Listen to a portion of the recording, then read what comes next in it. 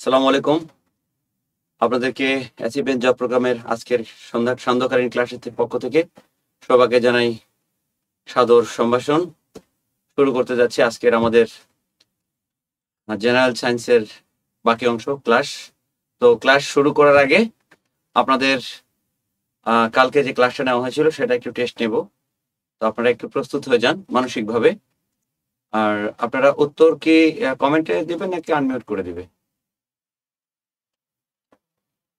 Unmute করে দাও। Unmute করে দিচ্ছে। আপনারা সবাই উত্তরটা কমেন্টেও দিতে পারেন, আপনার ভয়েস কলের মাধ্যমে দিতে পারেন, মানে ভয়েসের মাধ্যমে দিতে পারেন, অ্যাজ ইউর লাইক বেস্ট। তো আমরা শুরু করতেছি আজকের ক্লাস। এবং এই ক্লাসের যে গত যে ক্লাসটা নেওয়া হয়েছে, এই ক্লাসের আগে টেস্টটা আমরা নেব। 10টা প্রশ্নের উপরে টেস্ট নেব। এখানে কিছু জানা অজানা প্রশ্ন দেওয়া আছে, কিছু জানা আছে, কিছু অজানা আছে। অজানা দেওয়া হয়েছে এই জন্য আপনাদের আসলে গভীরতাটা বোঝার জন্য, যে আপনাদের ভেতরে কতটুকু গভীরতা আছে বা কতটুকু আপনারা আলোচনা করেছেন। এই জন্য জানা অজানা দুই ধরনের প্রশ্ন আমি দিয়েছি। তাহলে শুরু করা যাক। হ্যাঁ, আর তার আগে বলে নেই, আমাকে আপনারা ঠিকমতো শুনতে পাচ্ছেন কিনা এবং আমাকে ঠিকমতো দেখতে পাচ্ছেন কিনা, এটা একটু আমাকে এনশিওর করবেন। একটু মেসেজে ক্লিয়ার লিখে অথবা ভয়েসের মাধ্যমে একটু জানাবেন প্লিজ। ক্লিয়ার স্যার, মানিক উদ্দিন। আচ্ছা, এরপরে পিঙ্কি ধর স্যার, নমস্কার। নমস্কার। আচ্ছা, এরপরে সঞ্জিদা ইসলাম, ক্লিয়ার ক্লিয়ার ক্লিয়ার। এরপরে শাহিদুজ্জামান শাহেদ। এরপরে হ্যাঁ স্যার শুনতে পাচ্ছি। এটা শহীদুল ইসলাম। আচ্ছা, থ্যাংক ইউ। এরপরে রাশিদুল ইসলাম, ক্লিয়ার। আচ্ছা, থ্যাংক ইউ থ্যাংক ইউ। আপনারা একটু ভয়েস কলে আসবেন, হ্যাঁ, প্রয়োজনে ভয়েসে আসলে আপনাদের সুবিধা হবে।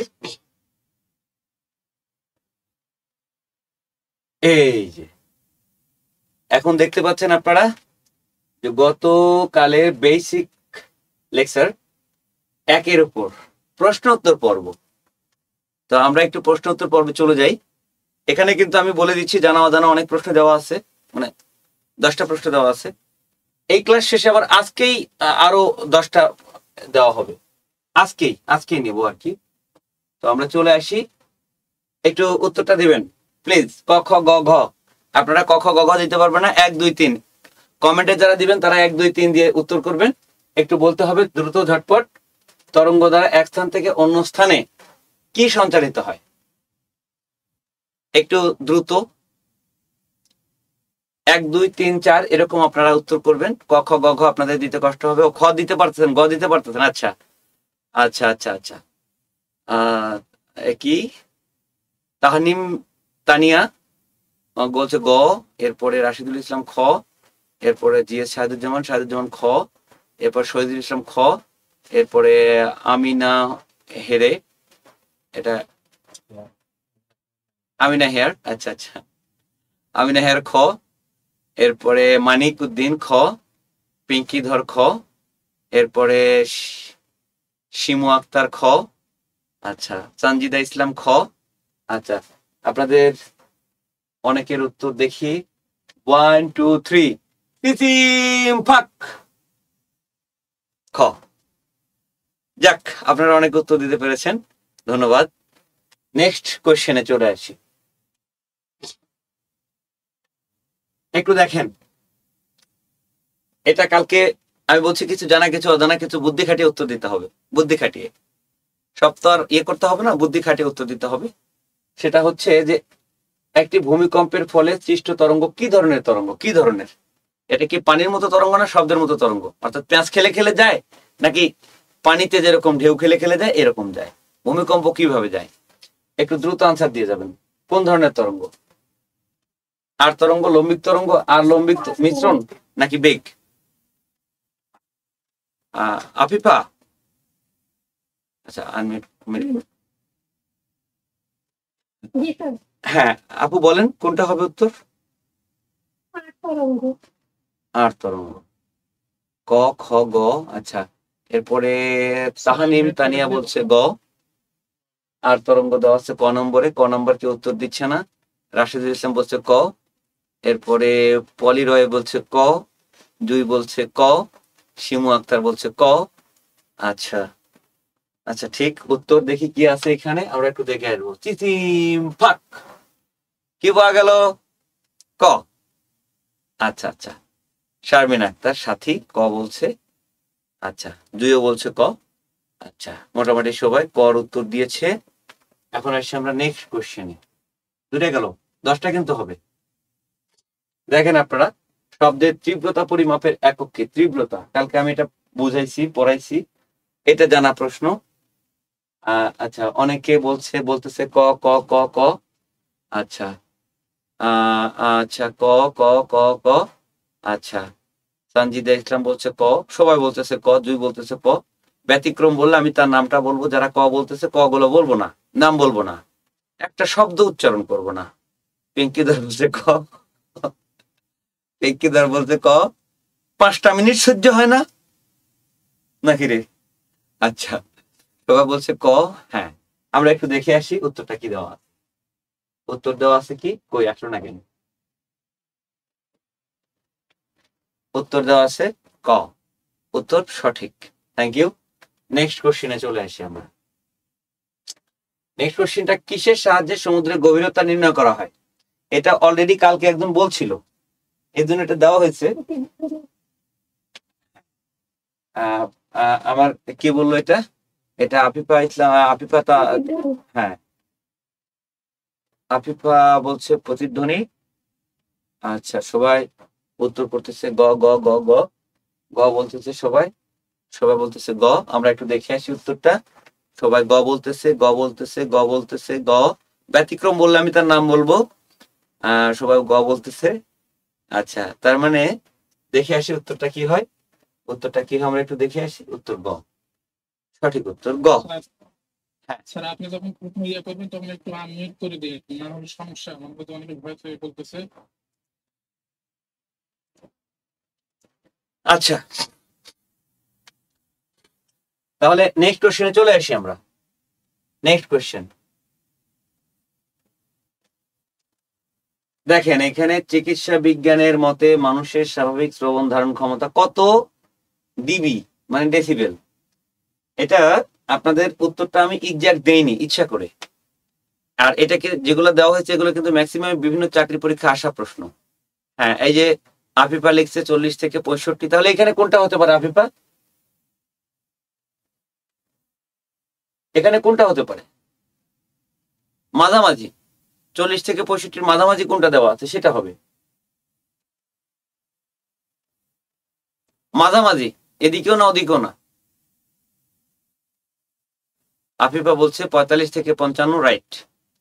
আচ্ছা এরপরে ক ক ক ক, সবাই ক বলতেছে, ব্যতিক্রম কিছু দেখলে আমি বলবো। রাইট, এটা ঠিক আছে। এটার উত্তর হবে কি, ক নম্বর। ওকে থ্যাংক ইউ, সবাই পারে তো এরা। এদের তোদের চাকরি হয়ে গেছে, যা পরেরটা দেখি একটু। পরেরটা, এটা অনেক আলোচনা করা হয়েছে, এটা নিয়ে অনেক কিছু বলা হয়েছে। এটা কি আসতে পারে, মানুষের শ্রাব্যতার সীমা কত? শ্রাব্যতা মানে শ্রবণযোগ্যতা, মানুষের শ্রাব্যতার সীমা কত? আচ্ছা লিখতেছে সবাই ক খ ক খ, এটা নিয়ে ভেজাল আছে। একটা সঠিক হবে। ক বলতেছে, খ বলতেছে, মায়া বলছে খ, আমিনা হেয়ার বলছে খ, এরপরে নুসরাত জাহান বলছে খ, অনেকে আবার ক বলছে, অনেকে আবার ঘ বলছে। এখানেই তো ভেজাল, এখানেই ভেজাল। হ্যাঁ এখানেই ভেজাল। খ বলছে কে? সাদ্দাম হোসেন খ বলছে। অনেকে বলছে ক বর্গীয় জ, কি লিখছে ওটা, আচ্ছা বুঝি নেই। এরপরে তানিয়া আক্তার শিমু বলছে ক খ, বি মানে খ। আচ্ছা জুই বলছে খ। শুভদেব বলছে খ। আমরা একটু দেখে আসি, সরি স্যার, ওইটা তো খ ছিল। আচ্ছা ঠিক আছে, থ্যাংক ইউ। আমরা একটু উত্তরটা দেখে আসি। উত্তরটা হবে খ,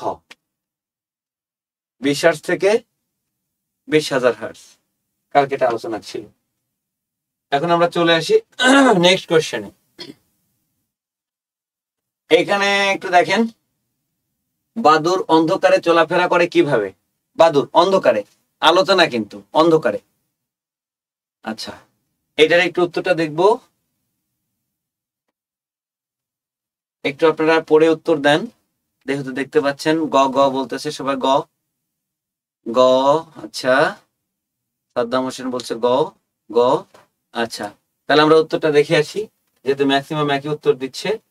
উত্তর গ। বাহ, খুবই সুন্দর, থ্যাংক ইউ। আচ্ছা, পরের কোশ্চেন আসি আমরা একটু। পরের কোশ্চেন, তাপের একক কি? কালকে এটা করানো হয়েছে। তাপের একক, তাপের একক। তানিয়া বলছে এ, আফিফা বলছে এ, ইয়াসমিন বলছে এ, এরপরে আব্দুল হাকিম বলছে এ, শারমিন সাথী বলছে এ। ক। পিঙ্কি ধর বলছে ক। যেহেতু সবাই একই, চান্দিদা ইসলাম বলছে ক, সবাই একই বলছে। দেখে আসি আমরা একটু উত্তরটা কি দেওয়া আছে। উত্তর দেওয়া আছে ক। Good, thank you. Next question. এইটা মনে হয় আপনাদের পড়ানো হয় নাই, কিন্তু আমি দিয়েছি, বলছি জানা অজানা প্রশ্ন দিয়েছি। তো আপনারা একটু দয়া করে এটার উত্তর করবেন। পরম শূন্য তাপমাত্রা কোনটা? দেখতে পাচ্ছেন যে পরম শূন্য তাপমাত্রা কোনটি? পরম শূন্য তাপমাত্রাও এটা অনেকে বলতেছে, কেউ বলতেছে ক, কেউ বলতেছে খ। হ্যাঁ, খ। খ। খ। খ। হ্যাঁ, একদম ডাক উঠে গেছে। যাক, আলহামদুলিল্লাহ। তাহলে আমরা একটু দেখে আছি উত্তরটা কি। উত্তরটা খ। উত্তর খ। তার মানে অজানা প্রশ্ন দিলে আপনারা করতে পারেন। Thank you. এটা অজানা একটা প্রশ্ন ছিল। আমরা একটু নেক্সট কোশ্চেনে চলে যাই। 2 বলছে খ। হ্যাঁ, সবাই মোটামুটি উত্তর দিতে পেরেছে, ধন্যবাদ। নেক্সট কোশ্চেনে না গিয়ে আমাদের 10টা হয়ে গেছে। দেখেন আপনাদের কি করতে হবে সেটা আমাদের অলরেডি আমাদের স্কোরবোর্ড বলে দিছে। তো এরপর থেকে আমি বলে দেব যে এই প্রশ্নগুলো যারা উত্তর করবে তাদের কাউন্ট করে, যাতে সপ্তাহে শেষে একটা পুরস্কারের ব্যবস্থা করা যায়, এটা আমি করে যাব। আমি ভাইয়ের সঙ্গে আলাপ করবো, দেখি ব্যাপারটা নিয়ে। আচ্ছা, ধন্যবাদ। এখন আমরা চলে যাব আমাদের ক্লাসে। খাতা কলম একটু রেডি করতে হবে। আপনার খাতা কলম একটু রেডি করে নেন, নিয়ে নেন খাতা কলম রেডি করে। খাতা কলম রেডি করে নিয়ে একটু আমাকে মেসেজ দেন, একটু জানান দেন আপনারা। ওকে, সঞ্জিতা বলছে ওকে, আফিফা বলছে ডান। তাহলে আমরা আমাদের লেকচারে চলে যাই। ক্লাসে চলে গেলাম। রাশি ও পরিমাপ, রাশি ও তার পরিমাপ, এটা আমাদের টপিকস। এটা আমাদের টপিকস, এক কথা মেজারমেন্টের উপরে ক্লাস, পরিমাপের উপরে ক্লাস, মেজারমেন্ট। তো এই যে রাশি, রাশিটা কি? রাশি মানে হচ্ছে পরিমাপ, রাশি মানেই পরিমাপ। তো পরিমাপ ও তার পরিমাপ, তাহলে বিষয়টা কেমন হয়ে গেল? তো রাশি মানে হচ্ছে পরিমাপ, কোনো কিছু পরিমাপ করাকে আমরা রাশি বলি। তো এই যে রাশি, এই রাশি আবার 2 ধরনের, একটা ভৌত রাশি, সরি, একটা ভেক্টর রাশি, একটা স্কেলার রাশি। তো রাশি 2 ধরনের, একটা ভেক্টর রাশি আর একটা স্কেলার রাশি, বা একটা স্কেলার রাশি একটা ভেক্টর রাশি। তো কালো কি বোঝা যাবে না? কালার চেঞ্জ করে নিই।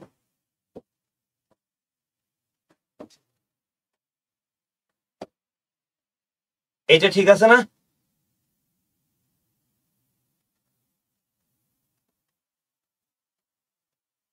এইটা ঠিক আছে না? কালারটা ঠিক আছে না?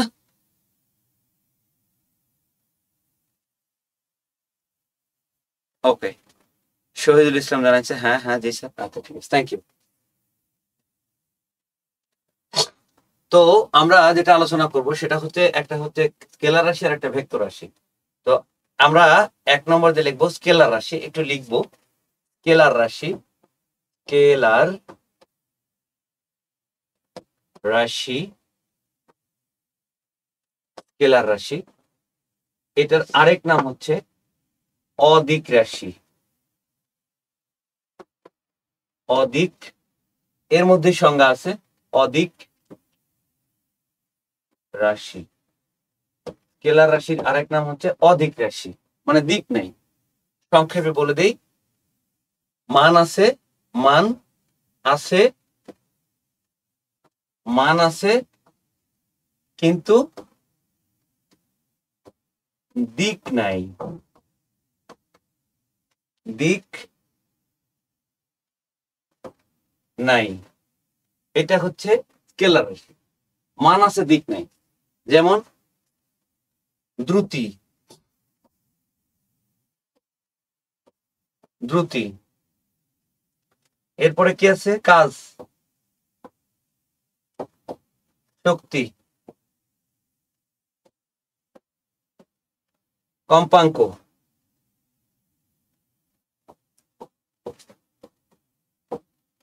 ক্ষমতা,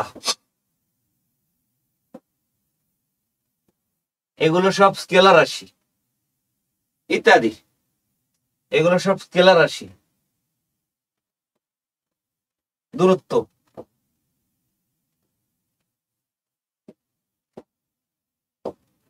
এগুলো স্কেলার রাশি। স্কেলার রাশিগুলো একটু লিখবো। স্কেলার রাশির সংখ্যাটা হচ্ছে মান আছে কিন্তু দিক নাই। দিক নাই বলতে কি, এটার শুধু মানটা আছে বাট দিক নেই, কোন দিকে যাবে তা ঠিক নাই, কিন্তু ওটার একটা মান থাকে, নির্দিষ্ট একটা মান থাকে। ওকে, হ্যাঁ ওটা পরে আসবো, সময় পরে আসবো। আচ্ছা, এরপরে আমরা লিখবো হচ্ছে ভেক্টর রাশি। এগুলো পরীক্ষা আসে কিন্তু, এবং এগুলো পড়লেই কিন্তু কমন পাওয়া যায় যে নিম্নের কোনটি স্কেলার রাশি, নিম্নের কোনটি ভেক্টর রাশি, এরকম পরীক্ষা প্রশ্ন আসে। এটা মুখস্থ রাখবো আমরা। কিছু পড়া তো মুখস্থ রাখতেই হবে, নো ওয়ে, কোনো উপায় নেই। এখন আমরা যেটা শিখবো সেটা হচ্ছে ভেক্টর রাশি।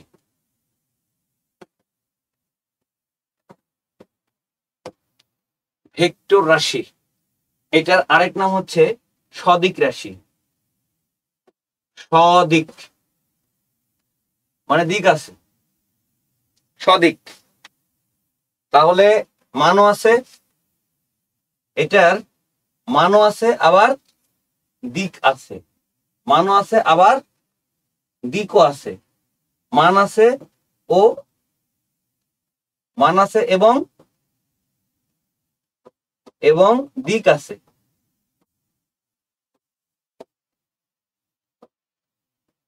মানও আছে আবার দিকও আছে, মান আছে এবং দিক আছে, সেটাকে বলা হয় ভেক্টর রাশি। উত্তর কেমন? বেগ, বেগ, ত্বরণ, ত্বরণ, মন্দন, বেগ, ত্বরণ, মন্দন, অভিকর্ষ ত্বরণ,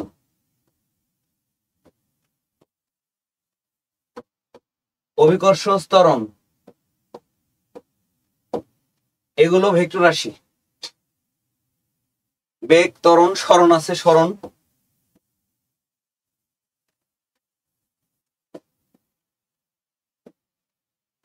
সরণ, এগুলো হচ্ছে কি ভেক্টর রাশি। এদের মানও আছে আবার দিক উভয়ই আছে, সাদ্দাম হোসেন বলছেন। রাইট, এগুলো কি রাশি? ভেক্টর রাশি। তো স্কেলার রাশি, ভেক্টর রাশি থেকে প্রশ্ন আসলে আমরা এগুলো আসলে উত্তর দিয়ে দেব। এটা মুখস্থ বিষয়, এখানে বোঝাবুঝির কিছু নাই। আমরা এখানে জাস্ট চাকরির জন্য যতটুকু পড়ার দরকার ততটুকু আমরা পড়ব। ওকে, নেক্সট দেখি আপনাদের কি আছে। নেক্সট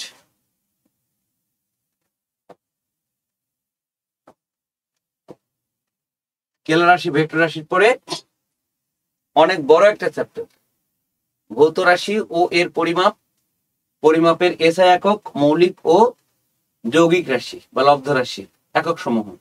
অনেক বড় ভৌত রাশি। তো একটু জেনে নিই ভৌত রাশি কি।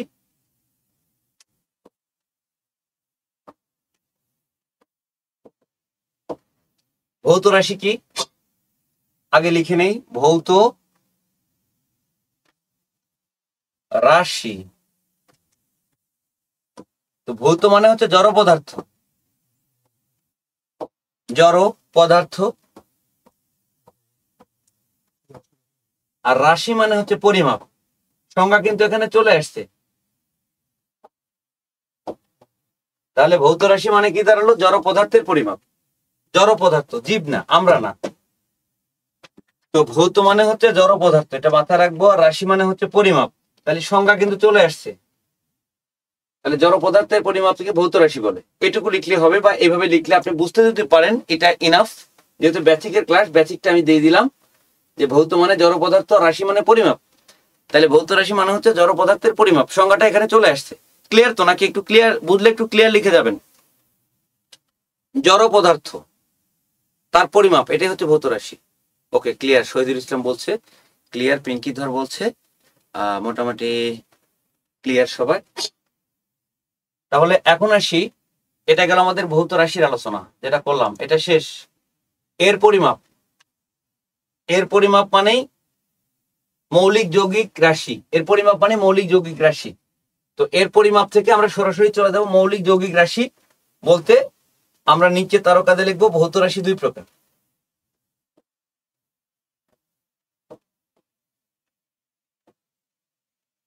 ভৌত রাশি দুই প্রকার। এই প্রকারের মধ্যে পরিমাপ চলে আসবে। ভৌত রাশি দুই প্রকার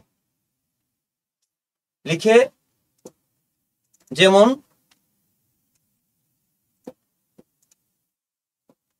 যেমন ভৌত রাশি দুই প্রকার লিখে আমরা যেমন লিখে লিখবো। যেমন আপনারা নিচে লিখবেন, আমি উপরে লিখবো। যেমন কি কি রাশি আছে এখানে? এক নম্বর দিয়ে লিখবো মৌলিক রাশি, মৌলিক রাশি।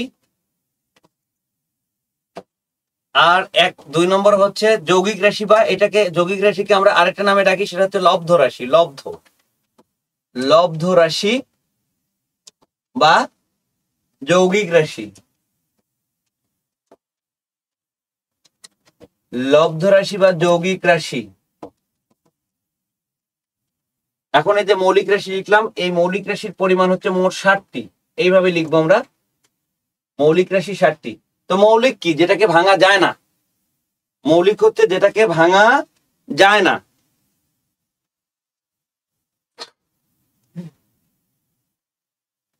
স্লো হয়ে গেল কেন? আচ্ছা, মৌলিক রাশি মানে যেটাকে ভাঙা যায় না। ভাঙা যায় না মানে ভেঙে টুকরো করা যায় না, মানে কোন অবস্থাতে ভাঙা যায় না, সেটাই মৌলিক। পৃথিবীতে যে জিনিসগুলো ভাঙা যায় না সেটাই হচ্ছে মৌলিক। এতটুকু ক্লিয়ার তো নাকি? ওকে, তাহলে এখন আসি আমরা আলোচনায়। মৌলিক রাশি 60টি, আর লব্ধ রাশি বা যৌগিক রাশি কি? তো আমরা আগে মৌলিক রাশির কিছু বিষয় আছে ক্লিয়ার করি।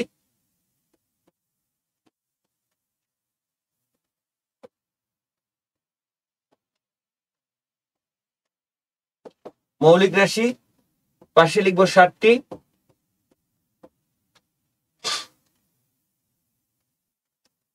মৌলিক রাশি লিখে এইভাবে লিখবো আমরা, পাশে লিখবো 60টি। তোলা শেষ হলে একটু বলবেন। মৌলিক রাশি লিখে আমরা এইভাবে লিখবো 60টি। 60টি রাশি আমরা লিখবো, 60টি মৌলিক রাশি আমরা লিখবো। এরপরে লব্ধ রাশি আলোচনা করব। তো মৌলিক রাশি 60টা কি কি? মৌলিক রাশি 60টা, একটার নাম হচ্ছে কি? দৈর্ঘ্য। দৈর্ঘ্য। আর এই দৈর্ঘ্যের একক, একক একক লিখে পাশে ব্র্যাকেটে লিখবো এসআই, মানে আন্তর্জাতিক একক। তাহলে দৈর্ঘ্য তার এসআই বা আন্তর্জাতিক একক হচ্ছে মিটার। তাহলে এটা হচ্ছে রাশি, মৌলিক রাশি, আর এটা হচ্ছে তার একক। এইভাবে আমরা মৌলিক রাশি লিখবো এবং তার একক লিখবো। তো এক নম্বরটা গেছে, দুই নম্বরটা দেখি। দুই নম্বরটার নাম হচ্ছে ভর। এটার একক এসআই, এসআই একক হচ্ছে কিলোগ্রাম।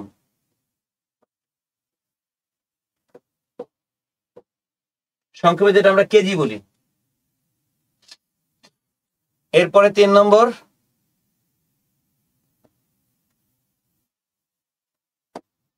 তিন নম্বরটা কি? সময়, যেটা আপনারা অনেক আগে থেকে বলতেছিলেন, সময়। তো এই সময়ের এই সময়ের একক এসআই কি? এসআই একক কি?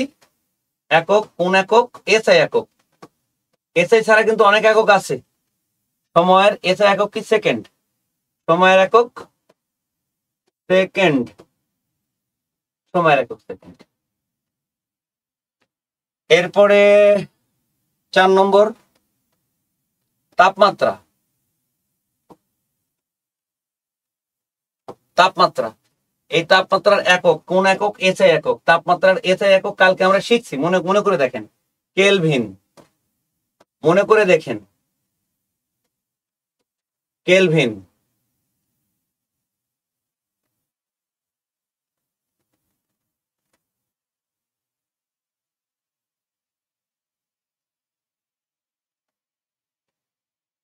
আচ্ছা, এরপরে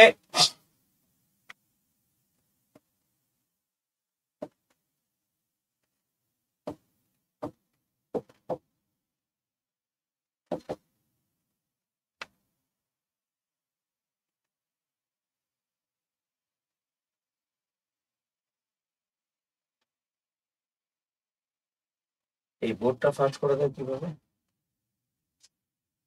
কাজ করতে চাচ্ছি না। আচ্ছা, 5 নম্বরটা কি? তড়িৎ প্রবাহ।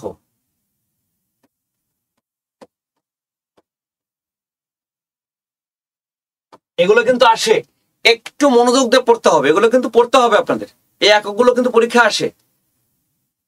এই তড়িৎ প্রবাহ, এটার একক, এসআই একক কি? এসআই একক হচ্ছে অ্যাম্পিয়ার।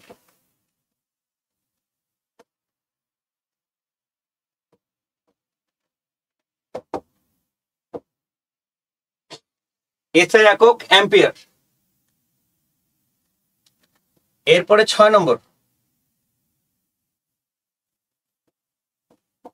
6 নম্বর, 6 নম্বরে কি? 6 নম্বরে দীপন ক্ষমতা।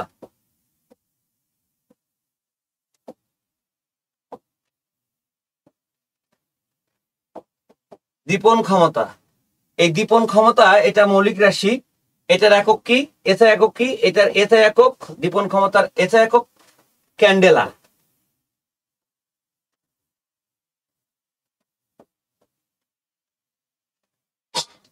এসআই একক হচ্ছে ক্যান্ডেলা। এটাই মৌলিক রাশির শেষ 7 নম্বরটা, কারণ 7টা মৌলিক রাশি যেটা আমরা আলোচনা করছি, দৈর্ঘ্য, ভর, সময়, তাপমাত্রা, তড়িৎ প্রবাহ, দীপন ক্ষমতা। লাস্টেরটার নাম হচ্ছে পদার্থের পরিমাণ।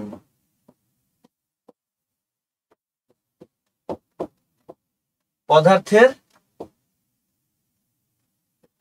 পরিমাণ, এই পদার্থের পরিমাণের এসআই একক বা আন্তর্জাতিক একক হচ্ছে মোল। ক্লিয়ার কিনা? বিষয়টা ক্লিয়ার হলে একটু ক্লিয়ার লিখে যাবেন।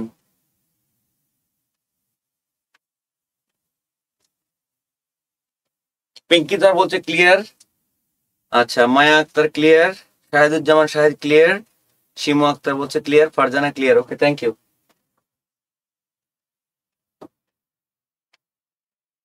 তাহলে মোটামুটি যৌগিক রাশি লিখবো আমরা, লব্ধ রাশি বা যৌগিক রাশি লিখবো, শিরোনাম করব লব্ধ রাশি বা যৌগিক রাশি। কি লব্ধ রাশি বা যৌগিক রাশি লিখবো, লব্ধ রাশি বা যৌগিক রাশি।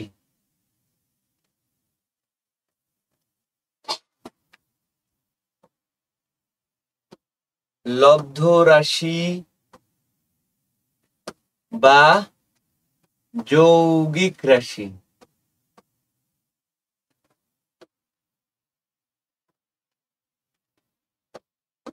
লব্ধ রাশি বা যৌগিক রাশি লিখবো, একাধিক মৌলিক রাশি দিয়ে তৈরি হয় লব্ধ রাশি। একাধিক মৌলিক রাশি দিয়ে তৈরি হয় যৌগিক রাশি বা লব্ধ রাশি। একাধিক মৌলিক রাশি দিয়ে তৈরি হয় যৌগিক রাশি বা লব্ধ রাশি। ওকে,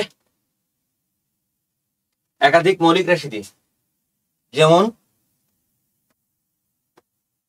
সংজ্ঞাটা ইম্পর্টেন্ট না, ইম্পর্টেন্ট হচ্ছে আমরা এখন যেটা লিখবো এটা, যেমন দ্রুতি,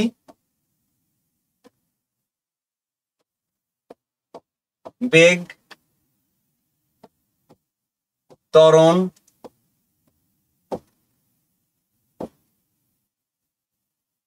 বল, ওজন, তাপ,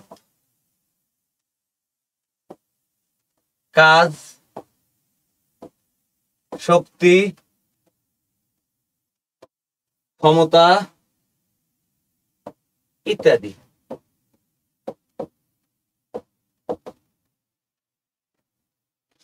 এগুলা কি?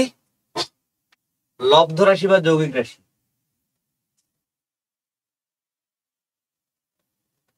এগুলো লব্ধ রাশি বা যৌগিক রাশি। ঝটপট একটু তুলে নেন। হ্যাঁ, লেখা শেষ হলে একটু জানান দিবেন।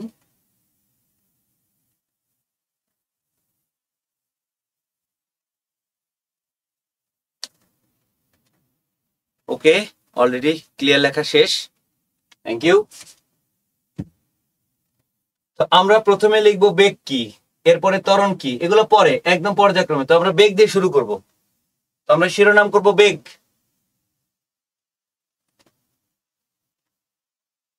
শিরোনাম করব আমরা বেগ। বেগ দিয়ে শুরু করব। শিরোনাম করেন বেগ। এগুলো কিন্তু পরীক্ষা আসে, বুঝে পড়তে হবে। শিরোনাম করব বেগ, মানে দ্রুতি আর বেগ একই জিনিস। দ্রুতি আর বেগ একই জিনিস। একটার দিক আছে, মান নাই, আর একটার দিকও আছে, মানও আছে। এই হচ্ছে ব্যবধান। একই জিনিস, একক দুটার একই। যাহা দ্রুতি তাহাই বেগ, শুধু দিকের সাথে সম্পর্ক।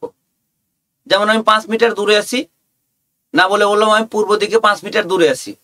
তো পূর্ব দিক বললে একটা নির্দিষ্ট দিক থাকবে, কিন্তু আমি যদি বলি 5 মিটার দূরে আছি, কোন দিকে আছি আমি জানি না, বা আমি বললাম না, এটা হচ্ছে দ্রুতি। আমি যদি 5 মিটার দূরে বলি তাহলে এটা হচ্ছে দ্রুতি। আমি যদি বলি পূর্ব দিকে 5 মিটার, বা পশ্চিম দিকে 5 মিটার, বা উপর দিকে 5 মিটার, বা দক্ষিণ দিকে 5 মিটার, বা নিচে 5 মিটার, এটা বললে যদি আমি যদি দিক উল্লেখ করি, যে পূর্ব, পশ্চিম, উত্তর, দক্ষিণ, উপর, নিচ, পাশে, ডানে, বামে, এরকম যদি দিক বলি, তাহলে সেটা হবে বেগ। আর যদি আমি দিক না বলি, শুধু মানটা বলি, যে আমি 5 মিটার দূরে আছি, 5 মিটার দূরে কোন দিকে আছে এটা কোনো দিক নাই, এটা হচ্ছে দ্রুতি। একই জিনিস, সেম জিনিস। তো আমরা বেগটা নিয়ে আলোচনা করব। বেগ, হ্যাঁ, আলোচনা করবো আমরা বেগ নিয়ে। লিখবো 1 সেকেন্ডের অতিক্রান্ত দূরত্বকে বেগ বলে।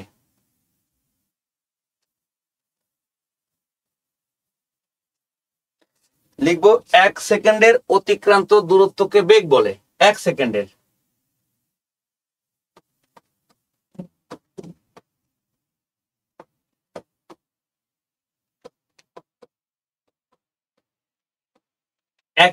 এক সেকেন্ডের অতিক্রান্ত দূরত্বকে, হ্যাঁ, দূরত্বকে বেগ বলে। কিন্তু ব্র্যাকেটে একটা কন্ডিশন দিতে হবে। বেগ বলে, ব্র্যাকেটে একটা কন্ডিশন দিতে হবে, নির্দিষ্ট দিকে। নির্দিষ্ট দিকে, এটা হতে হবে, দিক থাকতে হবে, তাহলে বেগ হবে। দিক না থাকলে, নির্দিষ্ট দিকে না দিলে এটা দ্রুতি। একক, কার একক? বেগের একক। একক মিটার পার সেকেন্ড, বা এভাবে লিখতে পারি মিটার পার সেকেন্ড। দুইভাবে লেখা যায়, এভাবে লেখা যায়, আবার এভাবে লেখা যায়। একটু ভালো করে খেয়াল করবেন, মিটার পার সেকেন্ড আমরা দুইভাবে লিখতে পারি।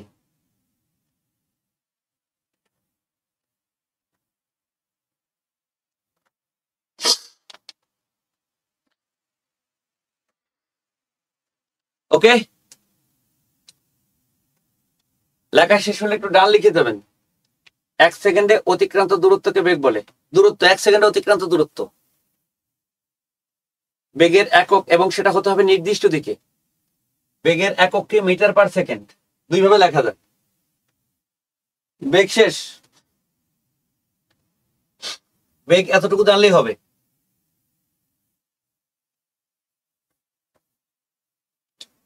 লিখবো ত্বরণ। ত্বরণ, ত্বরণ কি একটু বুঝতে হবে। ত্বরণ কি, সংজ্ঞাটাকে লিখি। সময়ের সাথে অতিক্রান্ত, সময়ের সাথে বেগ বৃদ্ধির হারকে ত্বরণ বলে। সময়ের সাথে, সংজ্ঞাটাকে লিখি। সময়ের সাথে বেগ বৃদ্ধির হারকে, বেগ, ওই যে বেগ কিছুক্ষণ আগে শিখলাম, বেগ বৃদ্ধির, সময়ের সাথে বেগ বৃদ্ধির হারকে ত্বরণ বলে।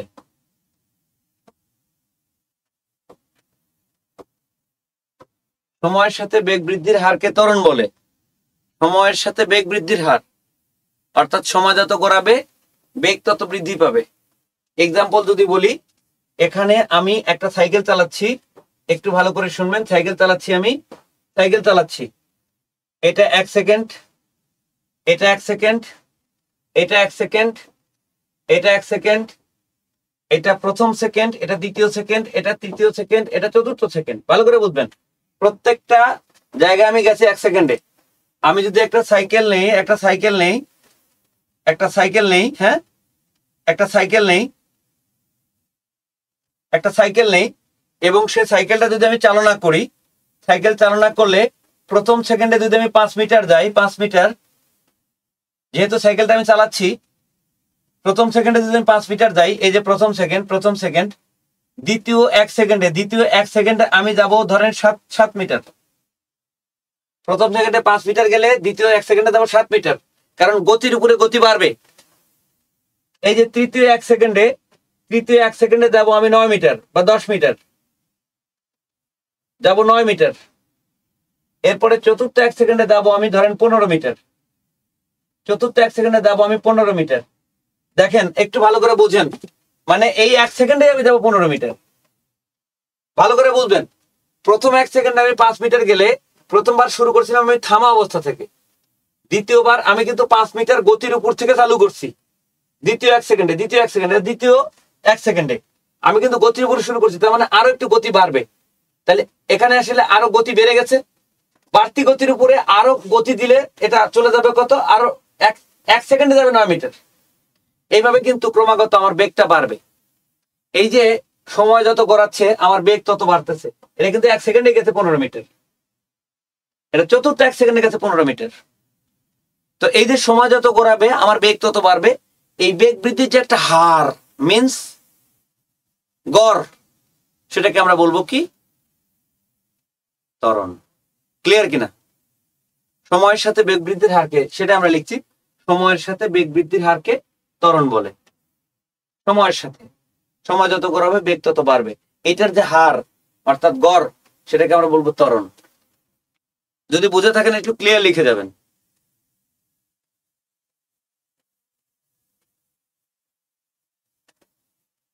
মায়া আক্তার, শারমিন আক্তার সবাই ক্লিয়ার লিখতেছে, থ্যাংক ইউ। তাহলে মুছে দিলাম।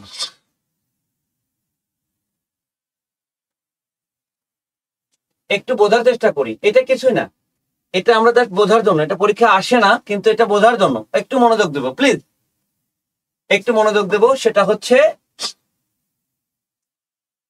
এই ত্বরণের একক, এটা পরীক্ষা আসে। এককটা কি, মিটার পার সেকেন্ড স্কোয়ার অথবা মিটার পার সেকেন্ড স্কোয়ার। দুইভাবে লেখা যায়, এভাবে লেখা যায় আবার এভাবে লেখা যায়। ত্বরণের একক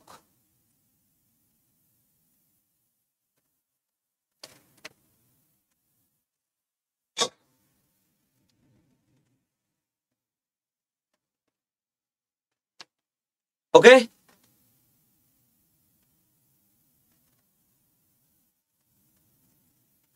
ডান। আচ্ছা, এখন আমরা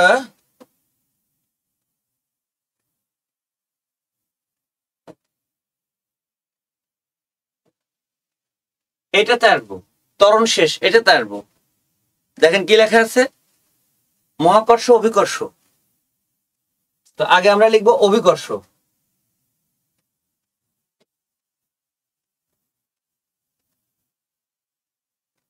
আগে আমরা লিখবো অভিকর্ষ, আগে লিখবো অভিকর্ষ, এরপর আমরা লিখবো মহাকর্ষ। দেখেন, সরি, অভি।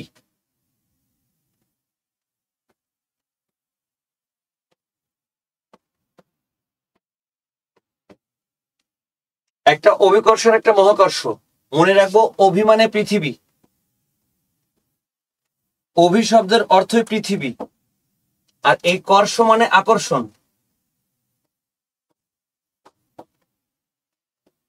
আকর্ষণ। তাহলে অভিকর্ষ মানে কি পেলাম? পৃথিবীর আকর্ষণ। পৃথিবী, এই অভিকর্ষ কিন্তু কি আমরা মধ্যাকর্ষণ বলতে পারি। অভিকর্ষকে আমরা বলতে পারি কি? মধ্যাকর্ষণ। অভিকর্ষকে কিন্তু আমরা মধ্যাকর্ষণ বলতে পারি। অভিকর্ষকে আমরা মধ্যাকর্ষণ বলতে পারি।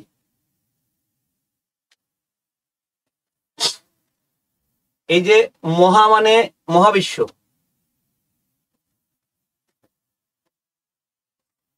মহা মানে মহাবিশ্ব, আর এই যে কর্ষ মানে আকর্ষণ, এটা আমরা জানি। মহা মানে মহাবিশ্ব, কর্ষ মানে আকর্ষণ, তাহলে মহাবিশ্বের আকর্ষণ। তাহলে দুইটা শক্তি পেলাম আমরা, এটা দুটো শক্তি। একটা শক্তির নাম মধ্যাকর্ষণ বা অভিকর্ষ, আর একটা শক্তির নাম হচ্ছে মহাকর্ষ। এইভাবে আপনারা লিখবেন খাতায়।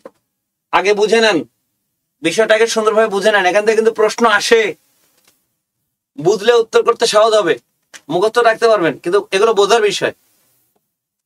তাহলে মধ্যাকর্ষণ বা অভিকর্ষ এটা হচ্ছে পৃথিবীর আকর্ষণ, যেটা সেটা পৃথিবী আকর্ষণ করে। কে বলছে, কবে বলছে, আমরা পরে আলোচনা করতেছি। এরপরে হচ্ছে মহাকর্ষ। মহাকর্ষ, মহা মানে মহাবিশ্ব, কর্ষ মানে আকর্ষণ। এখন পৃথিবী কি আর মহাবিশ্ব কি একটু বুঝে নেব। এই যে পৃথিবী কি আর মহাবিশ্ব কি একটু বুঝে নেব, ভালো করে বুঝবো। পৃথিবী মানে যে গ্রহে আমরা বসবাস করি সেটা হচ্ছে পৃথিবী। যে গ্রহে, যেখানে আমরা আছি এখন অবস্থান করতেছি, সেটা হচ্ছে পৃথিবী।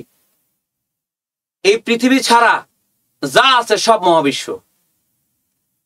আমি মহাবিশ্ব, আপনি মহাবিশ্ব। এখানে ক্যামেরায় ভিডিও হচ্ছে, ক্যামেরা মহাবিশ্ব। আম মহাবিশ্ব, জাম মহাবিশ্ব, আপেল মহাবিশ্ব, কদবেল মহাবিশ্ব, স্বৈরাচার মহাবিশ্ব, এভরিথিং ইজ মহাবিশ্ব। তুই হাসিস কেন? এগুলো সব কি মহাবিশ্ব। দল মত নির্বিশেষে, রাজনীতি, অর্থনীতি, সমাজনীতি, এভরিথিং ইজ মহাবিশ্ব। শুধু পৃথিবী আর মহাবিশ্ব আলাদা। পৃথিবী বাদে যা আছে সব মহাবিশ্ব। ধুলা বালি যা আছে সব মহাবিশ্ব। গাড়ি ঘোড়া বাস ট্রেন যা আছে সব মহাবিশ্ব। চাঁদ সূর্য সব মহাবিশ্ব। হ্যাঁ, হাসিনা মোদির আকর্ষণ মহাবিশ্ব। আমার কথা কি বোঝা গেছে? এই বুঝলে বুঝপাতা, না বুঝলে ভণ্ড ভণ্ড তাহেরি। জি স্যার, থ্যাংক ইউ। একটু বুঝে নেব, সেটা হচ্ছে পৃথিবীর সাথে অন্য কিছুর যে আকর্ষণ সেটা হচ্ছে অভিকর্ষ। পৃথিবীর সাথে আমার যে আকর্ষণ সেটা হচ্ছে অভিকর্ষ। আর তোমার আমার আকর্ষণ এটা হচ্ছে মহাকর্ষ। কারণ তুমিও পৃথিবী না, আমিও পৃথিবী না। চাঁদ সূর্যের আকর্ষণ মহাকর্ষ, চাঁদ সূর্যের আকর্ষণ, চাঁদ আর সূর্য, চাঁদ আর পৃথিবীর আকর্ষণ কি অভিকর্ষ। অর্থাৎ দুটো আকর্ষণের বস্তুর মধ্যে একটা পৃথিবী হলে সেটা হবে কি অভিকর্ষ বা মধ্যাকর্ষণ। দুইটা আকর্ষণের বস্তুর মধ্যে একটা যদি হয় পৃথিবী, তাহলে সেটা হবে কি অভিকর্ষ বা মধ্যাকর্ষণ। আর দুটো আকর্ষণের বস্তু যদি পৃথিবী ছাড়া হয় তাহলে সেটা কি মহাকর্ষ। দুটো কলার মধ্যে যে আকর্ষণ সেটা কি মহাকর্ষ। কমপ্লিট? ক্লিয়ার কিনা? এতটুকু বুঝতে পারছেন কিনা? হ্যাঁ, পৃথিবীতেও তো মহাবিশ্বের অংশ আছে। হ্যাঁ, থাকবেই তো। পৃথিবী বলে কিছু মানুষ না। আচ্ছা, ক্লিয়ার, থ্যাংক ইউ। পলিরয় বলছে ক্লিয়ার। আচ্ছা, শাহেদুজ্জামান শাহেদ বলছে clear, thank you thank you thank you. আচ্ছা, তাহলে এতটুকু ক্লিয়ার। মহাকর্ষ বিকর্ষ শেষ। এখন আসি আমরা গুরুত্বপূর্ণ একটা আলোচনায়। এটা মুছে দিলাম, এটা শুধু বোঝার জন্য এবং পরীক্ষায় আসে আমাদের মাথায় রাখবো। পৃথিবী এবং অন্য কিছুর আকর্ষণ সেটা হচ্ছে অভিকর্ষ, পৃথিবী ছাড়া অন্য কিছুর আকর্ষণ সেটা হচ্ছে মহাকর্ষ। বাস, এতটুকু ক্লিয়ার।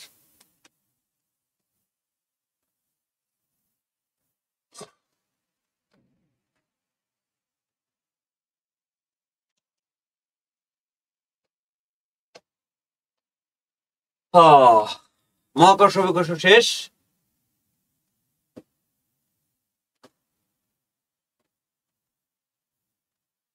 এটা না,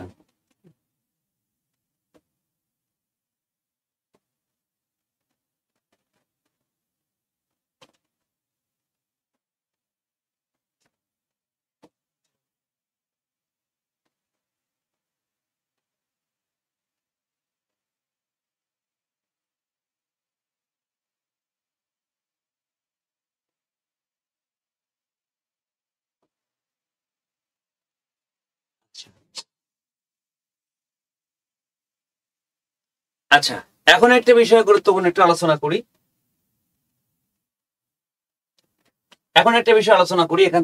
এখান থেকে পরীক্ষা প্রশ্ন আসে, এটা আমরা একটু আলোচনা করে যাব। সেটা হচ্ছে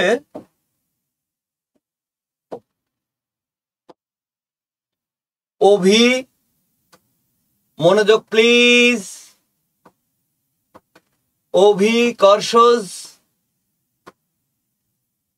অভিকর্ষজ ত্বরণ, এটা একটু আলোচনা করব। অভিকর্ষজ ত্বরণ, দেখেন অভিকর্ষজ ত্বরণ তিনটাই পড়া হয়েছে। অভি মানে পৃথিবী আমরা জানি, কর্ষজ মানে আকর্ষণ, ত্বরণ মানে সময়ের সাথে বেগ বৃদ্ধির হার। তাহলে পৃথিবীর টানে সময়ের সাথে বেগ বৃদ্ধির হারকে অভিকর্ষজ ত্বরণ বলে। Look the board please. অভি মানে পৃথিবী, কর্ষজ মানে আকর্ষণ, ত্বরণ মানে সময়ের সাথে বেগ বৃদ্ধির হার। এই তিনটে আমরা পড়েছি। তাহলে অভিকর্ষজ মানে কি দাঁড়ালো? পৃথিবীর টানে বা আকর্ষণে সময়ের সাথে বেগ বৃদ্ধির হারকে অভিকর্ষজ ত্বরণ বলে। সংজ্ঞা লেখার দরকার নাই, একে জি দ্বারা প্রকাশ করা হয়। জি, এই অভিকর্ষজ ত্বরণকে একে জি দ্বারা প্রকাশ করা হয়। জি, এই অভিকর্ষজ ত্বরণকে জি দ্বারা প্রকাশ করা হয়। তাহলে ত্বরণের একক কি?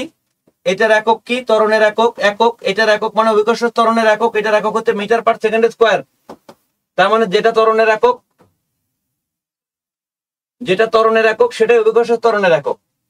অর্থাৎ ত্বরণের একক যেটা, অভিকর্ষজ ত্বরণের এককও সেইটাই। যেটা ত্বরণের একক সেটাই অভিকর্ষজ ত্বরণের একক। আর এই অভিকর্ষজ ত্বরণকে কি দ্বারা প্রকাশ করা হয়? জি দ্বারা। অভিকর্ষজ ত্বরণ অর্থাৎ আপনাকে যদি 5 তলা ছাদ থেকে যদি ফেলে দেওয়া হয়, আপনি কিন্তু প্রথমে ধীরে পড়বেন, তারপরে যত মাটির কাছে আসবেন তত দ্রুত পড়বেন। এই যে সময়ের সাথে আপনাকে 50 তলা বিল্ডিং থেকে ফেলে দেওয়া হলো, আপনি যত মাটির কাছাকাছি আসবেন তত, অর্থাৎ যত নিচে আসবেন তত আপনি দ্রুত নামবেন। এটাই হচ্ছে সময়ের সাথে বেগ বৃদ্ধির হার। ক্লিয়ার? আপনাকে ছেড়ে দিলে আপনি কিন্তু পৃথিবীর দিকে আসবেন, মাটির দিকে আসবেন, ভূপৃষ্ঠের দিকে আসবেন। এটাই হচ্ছে অভিকর্ষজ ত্বরণ। তাহলে পৃথিবী না টানলে তো আপনি আসবেন না। আসবেন কি? অন্যদিকে চলে যাবেন। পৃথিবীর টানে তাই আসেন পৃথিবীর দিকে। নট ক্লিয়ার বলছে নাজমুল। নাজমুল আনমিউট করো, আনমিউট করো। নাজমুল কি বুঝো না, একটু ক্লিয়ার করো।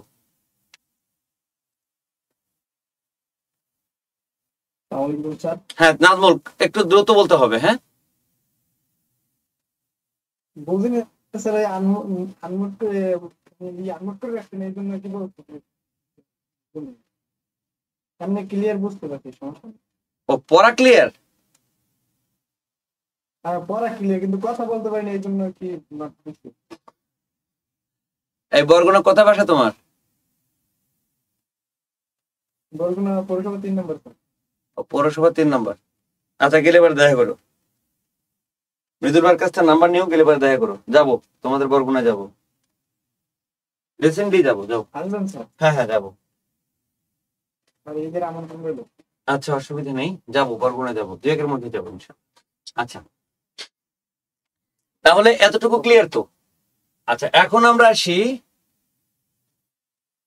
আমরা আসি না, অন্যদের মন খারাপ করে লাভ নেই, প্রত্যেকের শহরে যাই আমি। এখন হয়তো ঢাকা আছি, কিন্তু ঈদের পরে ম্যাক্সিমাম শহরে যাওয়া পড়বে, অনেক শহরে যাওয়া পড়বে, বিশেষ করে ময়মনসিংহ, জামালপুর, শেরপুর, রংপুর, দিনাজপুর, এই শহরগুলোতে এবার একটু যে যাবো, ঘুরবো, জাস্ট ঘোরার উদ্দেশ্যে। ক্লাস তো সব বিভাগের শহরে নেই। বরিশালে বললাম তো, কালকে বললাম বরিশালে ক্লাস নিয়েছি আপনাদের বিএম কলেজের সামনে, ওইখানে ক্লাস নেই। আবার আপনাদের রংপুরে বিকন মোড়, এরপরে বরিশাল কি অফলাইনে নেন স্যার? হ্যাঁ অফলাইনে তুমি বরিশালের যে প্রতিষ্ঠানগুলো আছে ওখানে গেলে দেখবে যে আমার ছবি বড় বড় করে দেওয়া, সিঁড়ি দিয়ে সামনে দিয়ে, ডান দিয়ে, বাম দিয়ে। আচ্ছা, তাহলে এখন আসি আমি অভিকর্ষজ ত্বরণ নিয়ে। তাহলে এই যে এইভাবে আমরা লিখতে পারি, দেখো একটু দেখো, অভিকর্ষজ আমি সরি, অভিকর্ষজ ত্বরণ সমান জি, মানে যাহা অভিকর্ষজ ত্বরণ তাহাই জি, এটা মাথায় রাখবো। যাহা অভিকর্ষজ ত্বরণ তাহাই কি জি, তাই হচ্ছে পৃথিবীর টান বা আকর্ষণ। পৃথিবীর টান, টান মানে আকর্ষণ, সংক্ষেপে লিখলাম টান, টান মানে আকর্ষণ। তার মানে যাহা অভিকর্ষজ ত্বরণ তাহাই পৃথিবীর টান, তাহাই জি।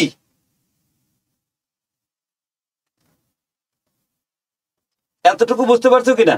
একই জিনিস, অভিকর্ষজ ত্বরণ মানেই হচ্ছে পৃথিবীর টান,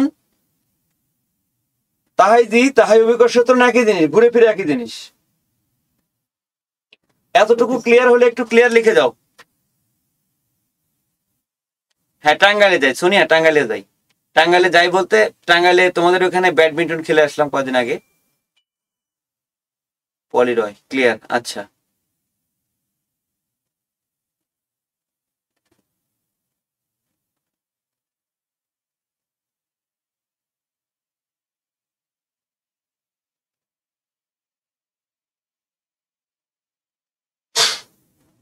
তাহলে জি এর মান মানেই পৃথিবীর টানের মান, জি এর মান মানেই পৃথিবীর টানের মান, যাহা জি এর মান তাহাই পৃথিবীর টানের মান। বুঝতে হবে টান, পৃথিবী যে টানে, তাহলে জি এর মান সবচেয়ে বেশি কোথায়, অর্থাৎ পৃথিবীর টানের মান সবচেয়ে বেশি কোথায়? জি এর মান সবচেয়ে বেশি ভূপৃষ্ঠে। জি এর মান, জি এর মান, জি এর মান সবচেয়ে বেশি, জি এর মান সবচেয়ে সবচেয়ে হ্যাঁ সবচেয়ে বেশি কোথায় বলো না কেন? ভূপৃষ্ঠে, মানে মাটির উপরে। জি এর মান সবচেয়ে বেশি ভূপৃষ্ঠে, এটা মাথায় রাখবো। অর্থাৎ পৃথিবীর টান সবচেয়ে বেশি ভূপৃষ্ঠে, এটা মাথায় রাখবো। তাহলে জি এর মান সবচেয়ে বেশি ভূপৃষ্ঠে, এটা মাথায় রাখবো আমরা। কারণটা কি? কারণ হচ্ছে ভূপৃষ্ঠ থেকে আমরা যত উপরে উঠবো জি এর মান কমতে থাকে, আবার ভূপৃষ্ঠ থেকে যত নিচে নামবো জি এর মান কমতে থাকে। আমি এই বিষয়টা ক্লিয়ার করি। ভূপৃষ্ঠ থেকে আমরা যত উপরে উঠবো জি এর মান কমতে থাকবে, আবার ভূপৃষ্ঠ থেকে যত নিচে নামবো জি এর মান কমতে থাকবে। অর্থাৎ এটা যদি পৃথিবী হয়, এটা যদি পৃথিবী হয়, এই পৃথিবীর এই যে দাগটা দিচ্ছে এটা হচ্ছে ভূপৃষ্ঠ। এখান থেকে নিচে নামলে জি এর মান কমবে, এখান থেকে উপরে উঠলে জি এর মান কমবে, যত উঠবো তত কমবে, যত নিচে নামবো তত কমবে। তাহলে এই জায়গায় জি এর মান সবচেয়ে বেশি ভূপৃষ্ঠ, পুরোটাই ভূপৃষ্ঠ, এটা পুরোটাই ভূপৃষ্ঠ, পুরোটাই ভূপৃষ্ঠ। তাহলে ভূপৃষ্ঠ থেকে উপরে উঠলে জি এর মান কমে, আবার ভূপৃষ্ঠ থেকে নিচে নামলে জি এর মান কমে। তাহলে পরিপূর্ণ রূপে জি এর মান সবচেয়ে বেশি হচ্ছে ভূপৃষ্ঠে। নিচে লিখবো জি এর মান শূন্য হয়,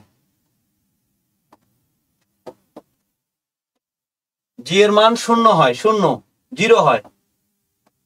জি এর মান শূন্য হয় দুই জায়গায়, এই পৃথিবী থেকে 2700 কিলোমিটার উপরে, 2700 কিলোমিটার উপরে, পৃথিবী থেকে 2700 কিলোমিটার উপরে। তাহলে জি এর মান শূন্য হয় দুই জায়গায়, একটা হচ্ছে পৃথিবী থেকে 2700 কিলোমিটার উপরে, অর্থাৎ এই ভূপৃষ্ঠ থেকে যত উপরে উঠবো জি এর মান কমতে থাকবে, কমতে কমতে কমতে কমতে 2700 কিলোমিটার যাওয়ার পরে জি এর মান একদম শূন্য হয়ে যাবে, মানে কমতে কমতে জিরো হয়ে যাবে। যার কারণে 2700 কিলোমিটার উপরে যদি তোমাকে তুলে দেওয়া হয় আর পৃথিবী তোমাকে টানবে না, তোমাকে আমাকে। আবার যদি আমরা ভূপৃষ্ঠ থেকে নিচে নামতে থাকি, ভূপৃষ্ঠ থেকে নিচে নামতে থাকি, তাহলে জি এর মান কমতে থাকবে, কমতে কমতে এই পৃথিবীর কেন্দ্রে এসে জি এর মান শূন্য হয়ে যাবে। তাহলে পৃথিবী মানে দুই জায়গায় জি এর মান শূন্য পাবো, সেটা হচ্ছে ভূপৃষ্ঠ থেকে 2700 কিলোমিটার উপরে এবং পৃথিবীর কেন্দ্রে। এই কথাটা আমরা একটু লিখবো যে জি এর মান শূন্য হয় পৃথিবী থেকে 2700 কিলোমিটার উপরে এবং জি এর মান শূন্য হয় পৃথিবী থেকে 2700 কিলোমিটার উপরে এবং পৃথিবীর কেন্দ্রে, দুই জায়গায় জি এর মান শূন্য হয়। লেখা শেষ হলে একটু বলবেন।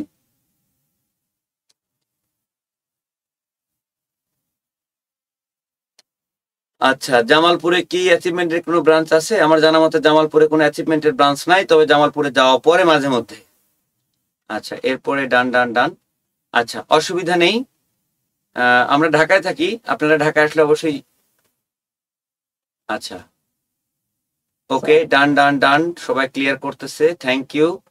তাহলে বিষয়টা ক্লিয়ার, গুড। স্যার নাজমুল, হ্যাঁ নাজমুল, স্যার আমার তো মাস্টার্স এখন কলেজে চলো, তো আপনার সাথে দেখা হবে বলছিলে।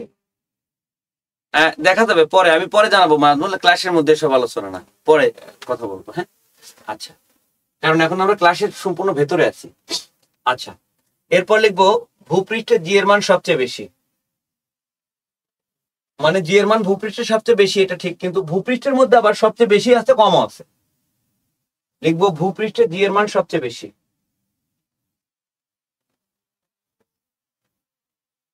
লিখবো ভূপৃষ্ঠে জি এর মান সবচেয়ে বেশি। ভূপৃষ্ঠে জি এর মান সবচেয়ে বেশি। ভূপৃষ্ঠে জি এর মান সবচেয়ে বেশি। ভূপৃষ্ঠে জি এর মান সবচেয়ে বেশি। একটু হাত চালাবো। মেরু অঞ্চলে, মেরু মেরু অঞ্চলে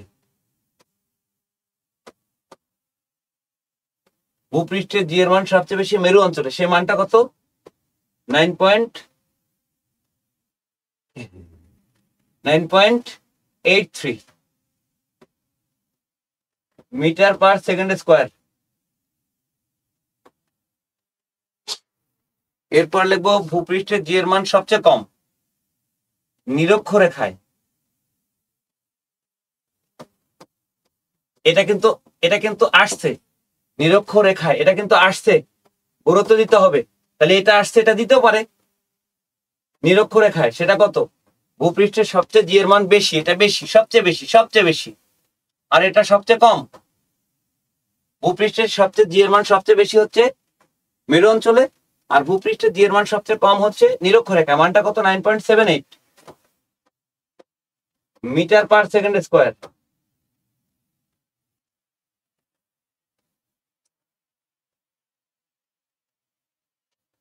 ওকে,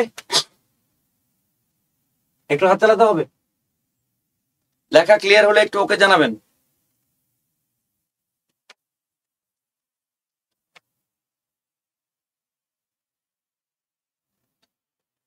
অলরেডি পাচ্ছি, পিঙ্কি বলছে ওকে, আব্দুল হাকিম বলছে ওকে, থ্যাংক ইউ। ওকে ওকে ওকে ওকে। আচ্ছা, তাহলে এখন আমরা চলে আসি চাঁদে। লিখবো চাঁদে জি এর মান পৃথিবীর তুলনায় 6 গুণ কম। চাঁদে জি এর মান, চাঁদে জি এর মান মানে পৃথিবীর আকর্ষণের মান, জি এর মান মানে পৃথিবীর আকর্ষণের মান। চাঁদে জি এর মান পৃথিবীর তুলনায়, পৃথিবীর তুলনায়, চাঁদে জি এর মান পৃথিবীর তুলনায় 6 গুণ কম। 6 গুণ কম। চাঁদে জি এর মান পৃথিবীর তুলনায় 6 গুণ কম।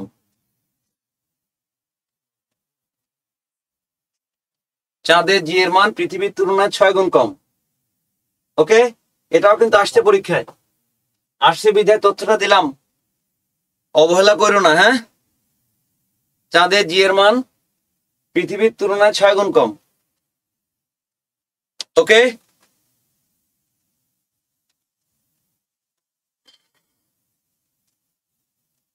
ওকে ওকে। এরপরে সূর্যেরটা দিলাম না, যেহেতু আসে নাই, দিলাম না, ইচ্ছা করে দিলাম না। আচ্ছা, তাহলে মোটামুটি জি এর মান ক্লিয়ার। এখন আমরা আসবো হচ্ছে, এখন যেটা আলোচনা করবো এটা কিন্তু মহা মহা মহা ইম্পর্টেন্ট। প্লিজ একটু মনোযোগ দিবেন, এটা কিন্তু মহা ইম্পর্টেন্ট। আপনাদের বলবো যে এটা মনোযোগ দিবেন। এই যে বস্তুর ভর ও ওজন,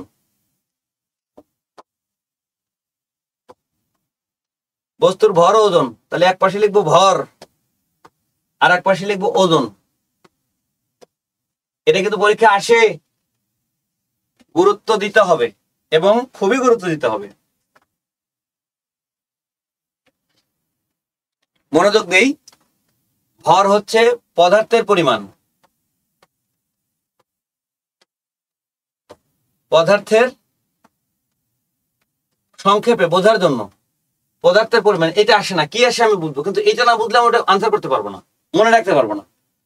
ভর হচ্ছে পদার্থের পরিমাণ, আর ওজন কি পৃথিবীর টান, পৃথিবীর টানটাই ওজন। পৃথিবীর টান, ভরকে এম দ্বারা প্রকাশ করা হয়, এম দ্বারা প্রকাশ করা হয়, এম দ্বারা। আর এটাকে প্রকাশ করা হয় ডাব্লিউ দ্বারা।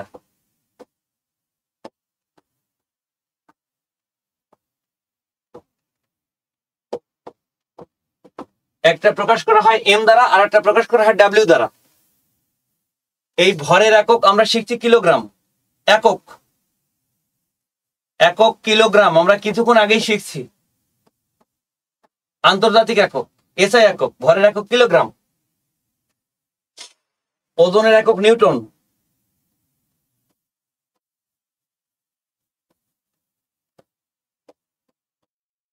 একটু খেয়াল করব, একটু খেয়াল করব, কোথাও কিন্তু ভর আর ওজন লেখা থাকবে না, লেখা থাকবে কিলোগ্রাম বা নিউটন। যদি বলা হয় 10 নিউটন, এই যে 10 নিউটন, যদি বলা হয় 10 নিউটন, যদি বলা হয় 10 নিউটন, মনোযোগ প্লিজ, এই যে নিউটন, যদি বলা হয় 10 নিউটন তাহলে এটা বুঝতে হবে এটা ওজন। যদি বলা হয় 10 কিলোগ্রাম, কিলোগ্রামকে সংক্ষেপে কেজি লেখে। যদি বলা হয় 50 কিলোগ্রাম, এই যে 50 কেজি, 50 কেজি লেখা থাকলে বুঝতে হবে এটা ভর। সরাসরি কিন্তু ভর আর ওজন লেখা থাকে না, এখানে লেখা থাকবে, পাশে যেটা লেখা থাকবে কিলোগ্রাম বা নিউটন, সেটা ধরে আমরা বুঝে নেব এটা ভর না ওজন। যদি নিউটন লেখা থাকে তাহলে বুঝতে হবে এটা ওজন, যদি কিলোগ্রাম লেখা থাকে বা কেজি লেখা থাকে তাহলে বুঝতে হবে এটা ভর। পৃথিবী, স্যার সূর্যেরটা বলে দেন। হ্যাঁ, পৃথিবীর তুলনায় 27 গুণ কম, 27 গুণ, এটা লেখায় না ইচ্ছা করে। আরো তথ্য আছে, তথ্য নিলে তো শেষ করতে পারবো না তোমরা, কিন্তু তোমাদের জন্য যেটা দরকার সেটা আমি দেব। সঞ্জিদা, হ্যাঁ, বলের একক নিউটন, তো বলের একক তো নিউটন। হ্যাঁ, ওজনের একক যেটা বলের একক সেটা, যেটাই ওজনের একক সেটাই বলের একক। কারণ এই যে টান, টান মানে আকর্ষণ, আকর্ষণটা একটা বল, যাহা টান তাহাই আকর্ষণ, তাহাই বল। ক্লিয়ার কিনা তানিয়া? ওকে,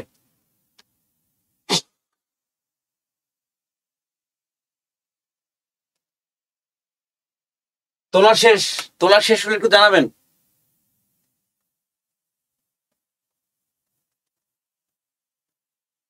ওকে, এই যে আমরা কিন্তু ভরের ক্ষেত্রে লিখতেছি,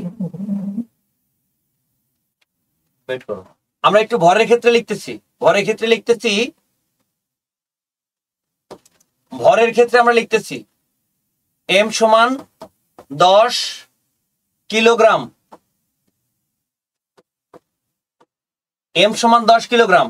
এম মানে ভর, সেটা কত? 10 কিলোগ্রাম, সেটা কতটুকু? 10 কিলোগ্রাম। এই পাশে আমরা একটু লিখবো, এই পাশে আমরা একটু লিখবো, কি লিখবো? লিখবো ডাব্লিউ সমান এম জি, এটা সূত্র মনে রাখবো, ডাব্লিউ সমান এম জি। জিটা কি? জিটা হচ্ছে ওই যে অভিকর্ষ ত্বরণ জি, জি। আর এমটা কি? এমটা হচ্ছে ভর। তাহলে ভর এখানে আমরা দেওয়া আছে, মনোযোগ প্লিজ, এখানে এম এর মান দেওয়া আছে 10, তাহলে এম এর মান 10 গুণন জির মান কত? জির মান এভারেজ মান হচ্ছে 9.8, 1 দেওয়া যায় কিন্তু আমরা 1 দেব না, 9.8, জির মান হচ্ছে 9.8, 9.8। এই দুইটা গুণ করলে আমরা কত পাবো? 98 নিউটন, 98 নিউটন, কারণ এটা ওজন, ওজনের একক নিউটন। একটু খেয়াল করো, কোন বস্তুর ভর যদি হয় 10 কিলোগ্রাম, ওই বস্তুর ওজন হবে 98 নিউটন। বুঝে দেখো, এটা সূত্র, এটা মুখস্থ রাখবো।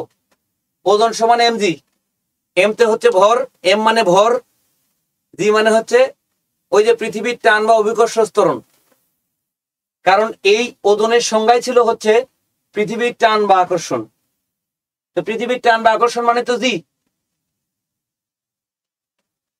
ওজন মানে mg, এটা মনে রাখবো আমরা, ওজন মানে mg। তাহলে m এর মান 10, ওইখানে 10 পাইছি, তার মানে যদি m এর মান দেওয়া থাকে তাহলে আমরা ওটার ওজন বের করতে পারবো। বিষয়টা ক্লিয়ার কিনা? এইভাবে কিন্তু আসে। ক্লিয়ার? সঞ্জিদা আলম লেখছে ক্লিয়ার, বাকিরা একটু ক্লিয়ার লিখে যাবেন। Good good good good good. তাহলে আমাদের যদি ভর দেওয়া থাকে আমরা কি ওজন বের করতে পারবো?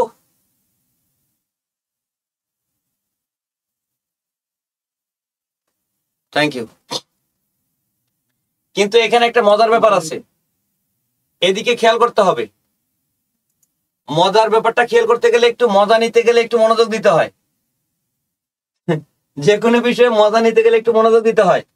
দেখো এইখানে শুধু এম, আর এইখানে হচ্ছে এম জি, এটা বাদ দাও, এখানে আছে এম জি, এখানে শুধু এম, ওখানে আছে এম জি, এম জি। তো এম মানে ভর, এখানে ভর, কিন্তু জি আছে এইখানে। দেখো তো এই পৃথিবীর টানটা কার সাথে সম্পর্ক, ভরের সাথে না ওজনের সাথে? এটা একটু বলবা। পৃথিবীর টান কার সাথে সম্পর্কিত, অর্থাৎ জিটা কার সাথে আছে, ভরের সাথে না ওজনের সাথে? ভরের সাথে। এই, এটা ভর, ওজনের সাথে। তুই ভর বললি কেন? পৃথিবীর টানটা আছে ওজনের সাথে, জি আছে ওজনের সাথে। তার মানে জি কিন্তু কখনো কমে, কখনো বাড়ে, কখনো শূন্য হয়। কিছুক্ষণ আগে আমরা করছি, জি কিন্তু কখনো বাড়ে, কখনো কমে, কখনো শূন্য হয়। তাই ওজন কোনো সময় একই রকম থাকবে না। মেরু অঞ্চলে গেলে ওজন বেড়ে যাবে, কারণ জির মান বেশি। নিরক্ষ অঞ্চলে গেলে ওজন কমে যাবে, কারণ জির মান কম। পৃথিবীর কেন্দ্রে গেলে ওজন শূন্য হবে, কারণ জির মান শূন্য। শূন্য দিয়ে কোনো কিছুকে গুণ করলে শূন্য হবে। চাঁদে গেলে জি এর মান 6 গুণ কমবে, তাহলে ওজনও 6 গুণ কমবে। বিষয়গুলো ক্লিয়ার কিনা? কিন্তু ভর কিন্তু সব জায়গায় একই রকম, কারণ ভরের সাথে কোনো পৃথিবীর সম্পর্ক নাই, কোনো জি নাই। এম এর সাথে কোনো জি নাই, এখানে এম এর সাথে জি আছে। নোটিস প্লিজ, এটা যা তাই থাকবে, কারণ এর সাথে কোনো জি নাই। জি থাকলে কম বেশি হতো, জিটাই তো কম বেশি হয়। এই জি থাকলে কম বেশি হতো, এখানে জি আছে, তাহলে ওজন কম বেশি হয়, বাড়ে, শূন্য হয়। কিন্তু ভর কখনোই কমেও না, বাড়েও না, শূন্য হয় না। ক্লিয়ার? স্যার ওখানে এম এর মান তো 10 বসাইছি, কিন্তু এর মান এখানে 9 বসালেন কত? এটা মুখস্থ রাখতে হবে। জি এর মান আমরা বলছিলাম মেরু অঞ্চলে 9.83, মনে আছে? নিরক্ষ অঞ্চলে বলছিলাম আমরা 9.78, এরকম বলছিলাম। এটার গড় মান, গড় মান এটা, এটা মুখস্থ রাখতে হবে। এই 9.8 এটা মুখস্থ রাখতে হবে। জির মান 9.8, এটা মুখস্থ, গড় মান। ঠিক আছে? ক্লিয়ার কিনা? ক্লিয়ার থাকলে ক্লিয়ার লিখে যাবেন। থ্যাংক ইউ, ভালো লাগলো। জি স্যার ক্লিয়ার বলছে শাহেদ, এরপরে নুসরাত জাহান, এরপরে জি স্যার সোনিয়া তালুকদার, এরপরে আচ্ছা ঠিক আছে ফারজানা, জি স্যার, আচ্ছা থ্যাংক ইউ। তাহলে আমি এখান থেকে বের হলাম। তাহলে বস্তুর ভর আর ওজন ক্লিয়ার তো? Okay clear.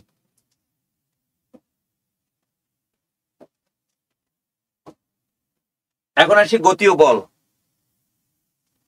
গতি ও বল কালকে অলরেডি আলোচনা হয়ে গেছে, মনে আছে কিনা? ওই যে ফ্যানের গতি, পর্যাবৃত্ত গতি।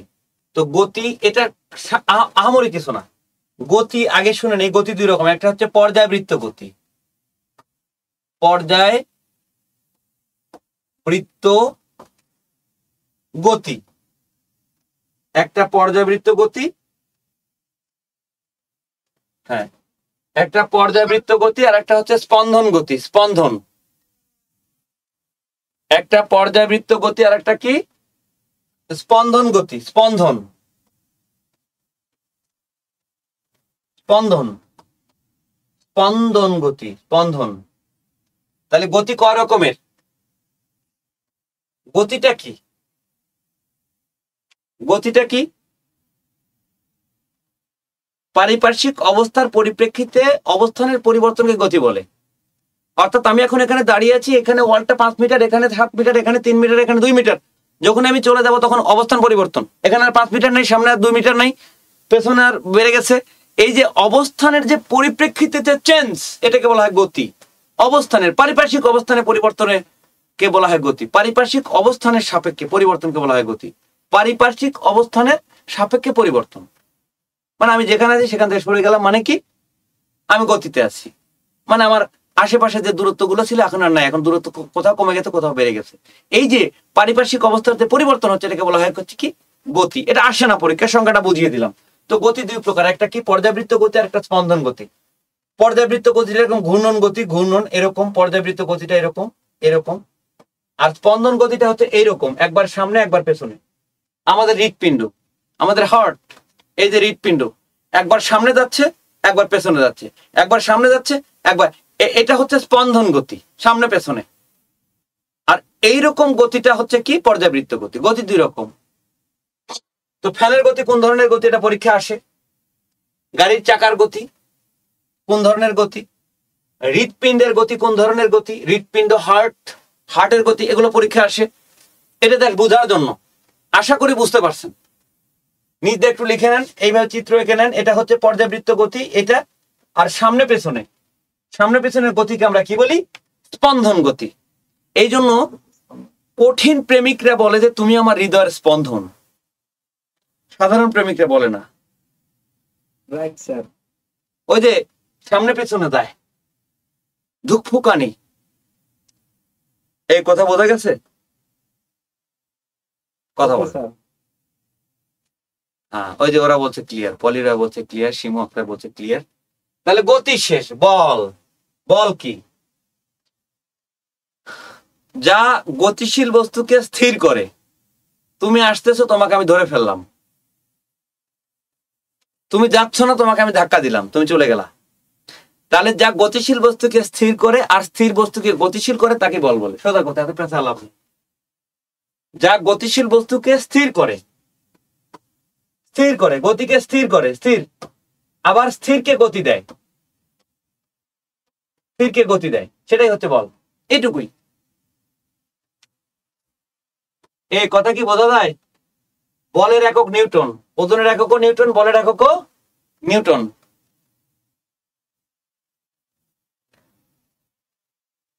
ক্লিয়ার? জি স্যার, ক্লিয়ার। ওকে, এটা এখানে এইভাবে। এখান থেকে ইম্পর্টেন্ট হচ্ছে যে পর্যাবৃত্ত গতি আর স্পন্দন গতি কোনটা কোন ধরনের গতি।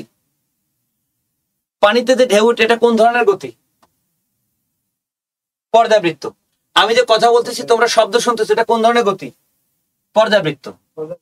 হ্যাঁ, এই যে এইভাবে যায়, তার মানে ঘুরে ঘুরে যায়। আর যদি সামনে পেছনে যেত তাহলে কি হইতো? স্পন্দন। যেমন আমাদের যে গাড়িতে যে কি বলে কি বলে ওটাকে, পিস্টন, আর একটা কি আছে, লাইনার, পিস্টন। তো ওটা ওই যে ওর ভেতরে একবার সামনে যায় একবার পেছনে যায়, একবার সামনে যায় একবার পেছনে, এটা স্পন্দন গতি। আর বল কি? যা গতিশীল বস্তুকে স্থির করে আর স্থির বস্তুকে গতি দেয়। তুমি দাঁড়ায় আছো, তোমাকে ধাক্কা দিলাম। হ্যাঁ, রিং পিস্টন। এখন বল কি? তুমি দাঁড়ায় আছো, তোমাকে আমি ধাক্কা দিলাম, তুমি যাওয়া শুরু করলা, তাহলে স্থির ছিল, গতি দিলাম, আমি ধাক্কা না দিলে তো যাইতে না। যেটা দিলাম, যেটা তোমাকে গতি সৃষ্টি করলো, সেটাই কি? বল। অথবা তুমি দৌড়ে আসতেছো, আমি তোমাকে থামায় দিলাম। এই যে আমি যদি বল না থাকতো, আমি কি তোমাকে থামাইতে পারতাম? এই যেটা থামায় দিলে এটাই হচ্ছে বল। যা গতিশীল বস্তুকে স্থির করে আর স্থির বস্তুকে গতিশীল করে তাকে কি বলা হয়? বল। ক্লিয়ার? বলের একক নিউটন, ওজনের এককও নিউটন, বলের এককও নিউটন। নেক্সট চলে গেলাম। এই একটু হইলে একটু ক্লিয়ার বলে যান। Okay sir. আচ্ছা, থ্যাংক ইউ।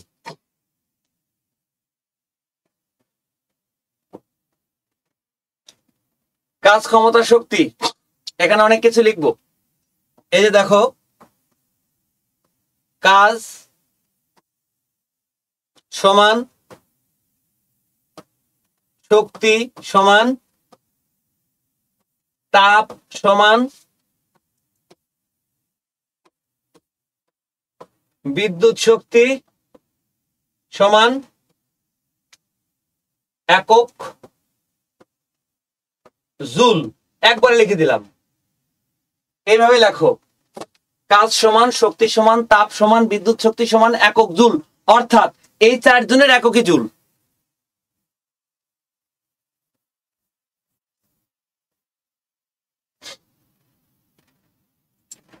এই চারজনের একক কি? জুল। জুল। কেন? এটা তো বলা যাচ্ছে চারজনের একক চাপ। না না, এটা বলা যায় না।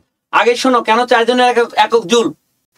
এই যে কাজ করার সামর্থ্যকে শক্তি বলে, তাপ এক প্রকার শক্তি, বিদ্যুৎ এক প্রকার শক্তি, সবাই কোথায় আসলো? শক্তি। তাহলে শক্তির একক জুল মানে কি? সবার একক জুল। জুল। কাজ করার সামর্থ্যকে শক্তি বলে, বোঝো নাই মনে হয়। তাপ এক প্রকার শক্তি, বিদ্যুৎ এক প্রকার শক্তি, তাহলে শক্তির একক জুল মানে সবার একক জুল। জুল। সংজ্ঞা এখানে আছে, একক এখানে আছে। সহজ করে পড়তে হবে, তোমার পাঠটাকে সহজ পাঠ করতে হবে, প্রত্যেকটা বিষয়। ক্লিয়ার? ক্লিয়ার। আচ্ছা স্যার, ইন্ডিয়া ভার্সেস বাংলাদেশ খেলা, ওই দা দেখছিস, মাইরে দিছে মাইরে দিছে। হ্যাঁ, মার দিতে হবে। আচ্ছা, এই খেলা তো আমি তো খেলা পাগল, তুমি বুঝো নাই যে কুড়িগ্রামে এসে ব্যাডমিন্টন খেলি, আর এখানে ওই খেলা আমি দেখবো না? তো চাকরিকে আমি নেবো না, তুমি নিবা? চাকরি তোমার, বেতন তোমার, জীবনের সুখ সুবিধা সব তুমি ভোগ করবা, সাদ্দাম। হ্যাঁ, এক চাকরি নেই, চাকরি পরে, খেলা পরে, অনেক খেলতে পারবা তুমি, মাঠে খেলতে পারবা, হাটে খেলতে পারবা, খাটে, ঘরে, সব জায়গায় খেলতে পারবা। এটা বুঝে নিও ব্যাপারটা। এখন খেলা নিয়ে ব্যস্ত আছে, খেলার জায়গা আছে, জমবে খেলা পরে, চাকরি পাওয়ার পর। ওকে স্যার, ওকে। আচ্ছা, থ্যাংক ইউ। আচ্ছা, সাদ্দাম বুঝতে পারছে, তোমরা না বুঝলে কি হবে। আচ্ছা, তাহলে এটা ক্লিয়ার। ক্ষমতা, যেটা নিয়ে মারামারি, ক্ষমতা, ক্ষমতা লিখবো একক সময়ে কাজ করার সামর্থ্যকে ক্ষমতা বলে, অর্থাৎ এক সেকেন্ডে কাজের ক্ষমতা, এক সেকেন্ডের কাজের পরিমাণকে ক্ষমতা লিখবো। এক সেকেন্ডের কাজের পরিমাণকে ক্ষমতা বলে, এক সেকেন্ডে, অর্থাৎ এক সেকেন্ডে বা প্রতি সেকেন্ডে বা একক সময়ে এক সেকেন্ডের কাজের পরিমাণকে ক্ষমতা বলে। এক সেকেন্ডের কাজের পরিমাণকে ক্ষমতা বলে। এক সেকেন্ডের কাজের পরিমাণ, এক সেকেন্ডের কাজের পরিমাণকে ক্ষমতা বলে। একটু দ্রুত, এক সেকেন্ডের কাজের পরিমাণকে ক্ষমতা বলে। ক্ষমতাকে ডব্লিউ দ্বারা প্রকাশ করা হয়, ডব্লিউ, সরি, ক্ষমতাকে পি দ্বারা প্রকাশ করা হয়, পি। হ্যাঁ, এটার একক হচ্ছে ওয়াট, একক, একক হচ্ছে ওয়াট। ক্ষমতার একক কি রে? ওয়াট। পি দ্বারা প্রকাশ করা হয়। হ্যাঁ, পি ফর পাওয়ার। হ্যাঁ, পি মানে পাওয়ার। তাহলে এক সেকেন্ডের কাজের পরিমাণ ক্ষমতা, ক্ষমতাকে পি দ্বারা প্রকাশ করা হয়, ক্ষমতার একক হচ্ছে ওয়াট।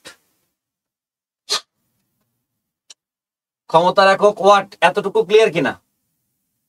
Clear sir. আচ্ছা, নিচে লেখো ওয়াট সমান জুল ভাগ সেকেন্ড। নিচে লিখবো, তোমরা নিচে লিখবা, আমি একটু উপরে লিখতেছি। এই যে ওয়াট সমান, ওয়াট সমান জুল পার সেকেন্ড। হ্যাঁ, জুল ভাগ সেকেন্ড। ওই অনেকে আর্টসের আছে, পার বললে বুঝবে না। আমাকে তো ক্লাস নিতে হচ্ছে এখানে আর্টস, কমার্স, মাদ্রাসা, সায়েন্স, সব ব্যাকগ্রাউন্ড হিসাব করে সবচেয়ে সহজ ভাষায় ব্যবহার করতে হচ্ছে আমাকে। এটাকে বলা হয় মালিকি ভাষা। কি ভাষা? মালিকি। আমার নাম তো জানো তোমরা? জি স্যার। হ্যাঁ, ওই আমার ভাষা। হ্যাঁ, এতটুকু ক্লিয়ার তো নাকি? জি স্যার। তাহলে ওয়াটকে ভাঙলে আমরা কি পাই? জুল ভাগ সেকেন্ড। ওয়াটকে ভাঙলে কি পাই? Joule per second. জুল ভাগ সেকেন্ড।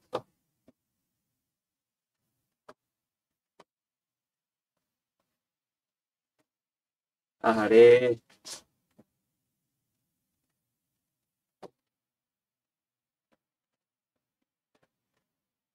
এটা কোথায় গেল?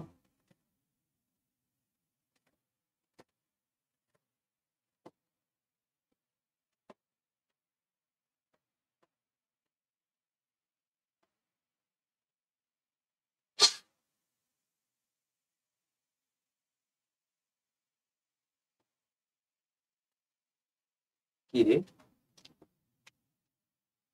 পিছনে চলে গেল তো। না জানি। এই যে নিউটনের মহাকর্ষ সূত্র, এটা করে শেষ করে দেবো আজকে। শোনো, এটা গল্প, এটা কিছুই না। স্যার আইজাক নিউটন 1670 সালে, কত সালে বলো? 1670। নাম কি?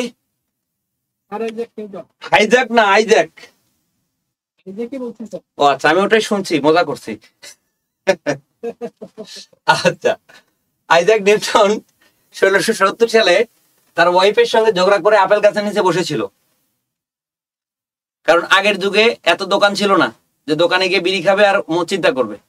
তাই সে আপেল গাছের নিচে বসেছিল নদীর ধারে। হঠাৎ করে একটা আপেল মাটির দিকে পড়ে। তখন সে চিন্তা করে যে আপেলটা উপরে না গিয়ে, ডাইনে না গিয়ে, বামে না গিয়ে নিচে আসলো কেন? তখন সে বুঝতে পারলো যে পৃথিবীটাকে টানছে। তো যেহেতু পৃথিবী তাকে টানছে, তাই এটা পৃথিবীর দিকে আসছে। তাহলে পৃথিবী যদি না টানতো তাহলে তো অন্যদিকে যাইতো। এ থেকে উনি বুঝতে পারলেন পৃথিবীর টান আছে। এটার নাম দিলেন উনি অভিকর্ষ।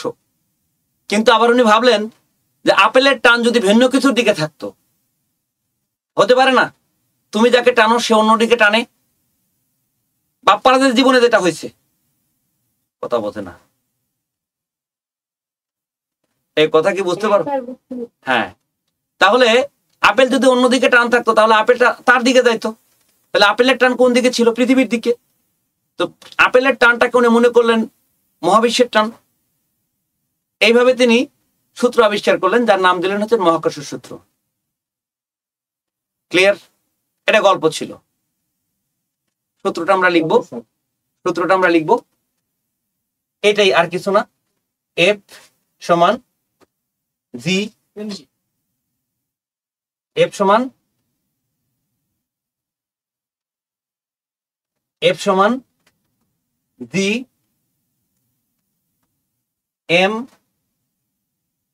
Into m1 into m2 divided D square. এইটা সূত্র, আর কিছু না। এইটাই, এই জিটাই হচ্ছে অভিকর্ষ ত্বরণ। জিটা কি? অভিকর্ষ ত্বরণ। এফ সমান, এখানে জি ধ্রুবক না? হ্যাঁ ধ্রুবক। ধ্রুবক মানে কি? যেটা ব্যালেন্স করে। ধ্রুবক মানে কি? যেটা ব্যালেন্স করে। এইটাই হচ্ছে অভিকর্ষ ত্বরণ। জি সরি, এটা হচ্ছে মহাকর্ষ সূত্রের জি, গ্র্যাভিটি যেটা, এটাই আমাদের সূত্র। এফ সমান G into m1 into m2 divided D square. একটু শুনে নেব। এমটা হচ্ছে একটা বস্তুর ভর, আর m2 হচ্ছে আরেকটা বস্তুর ভর।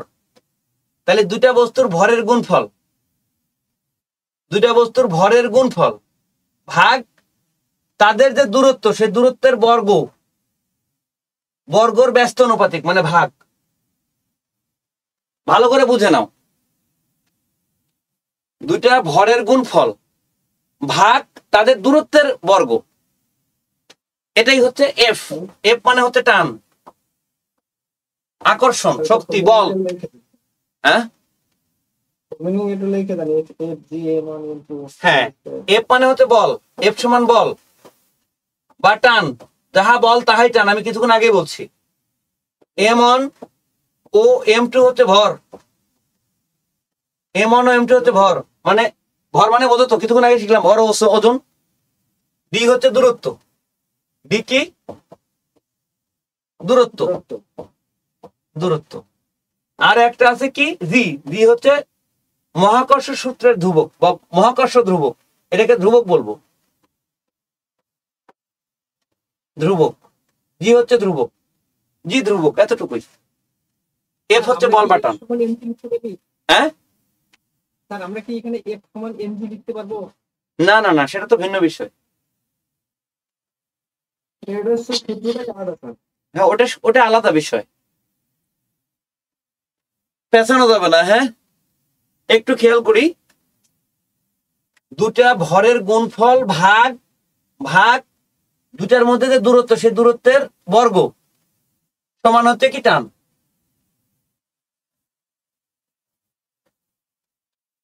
টান বা বল। উত্তর এটা না? হ্যাঁ, উত্তর এটা। এখানে কে কি আছে এটা আমার জানা থাকলে হয়ে গেল। এখানে আমারই কিছু না, এটা সূত্রটা সরাসরি দিছিল একবার পরীক্ষা, এই জন্য সূত্রটা মুখস্থ রাখবা। এফ সমান G into M one into M two divided D square. সূত্রটা মুখস্থ, সোজা, এত পেঁচা লাভ নাই। এর মধ্যে কোনটা কি আমরা জানি। এফ কি বল, ডি কি দূরত্ব, এম ওয়ান এম টু কি ভর, জি কি এটা ধ্রুবক, মহাকর্ষীয় ধ্রুবক।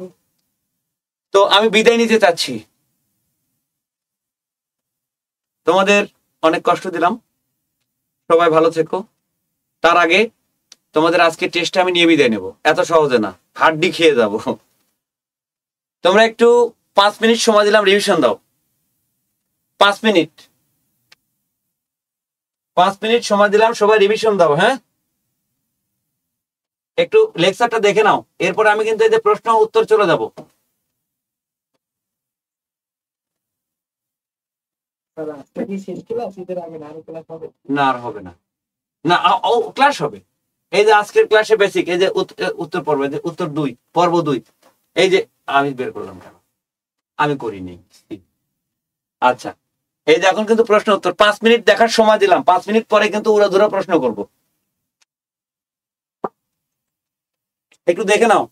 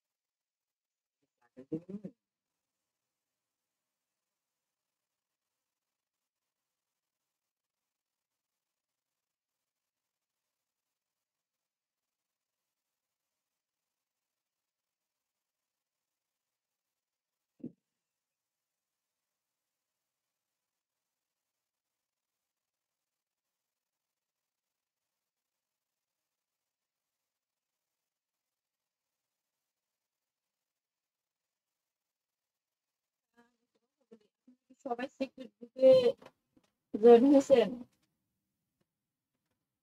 সিক্রেট গ্রুপটাই তো এখনো বুঝতে পারলাম না। হ্যাঁ, গ্রুপে করছো তো। যে গ্রুপে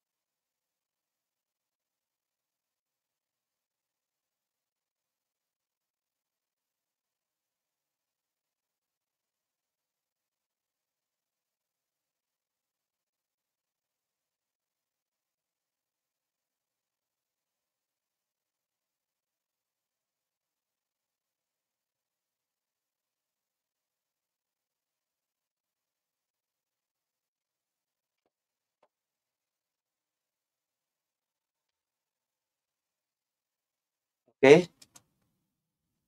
পোলাপাইন তো রেডি না?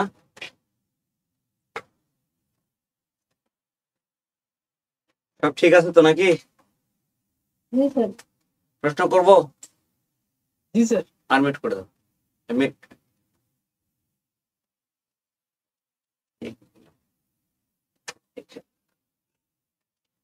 প্রথম প্রশ্ন 1 2 3 কিলোগ্রাম। গুড। মাহবুব বলছিলাম। আচ্ছা, মাহবুব বলছে কিলোগ্রাম।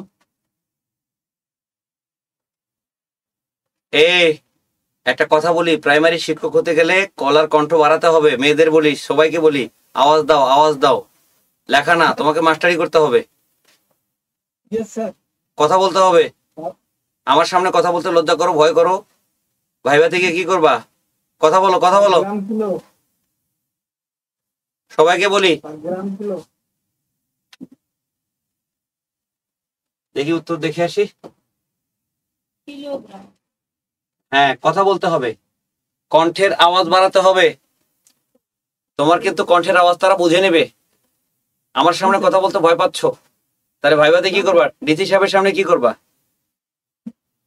হ্যাঁ, লজ্জা শরম এগুলো বাদ দাও। নেক্সট কোশ্চেন আসি। হ্যাঁ, নেক্সট কোশ্চেন কি আছে দেখো।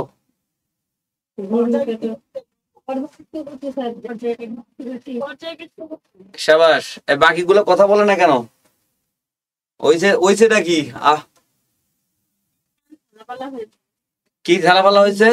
গতি পর্যায়বৃত্ত। হ্যাঁ, পর্যাবৃত্ত করছি। দেখি উত্তর দেখে আসি আমরা। পর্যাবৃত্ত গতি। নেক্সট কোশ্চেন কি আছে দেখি, কি আছে? বলের একক 9 কোনটি? হ্যাঁ, এটা ইম্পর্টেন্ট।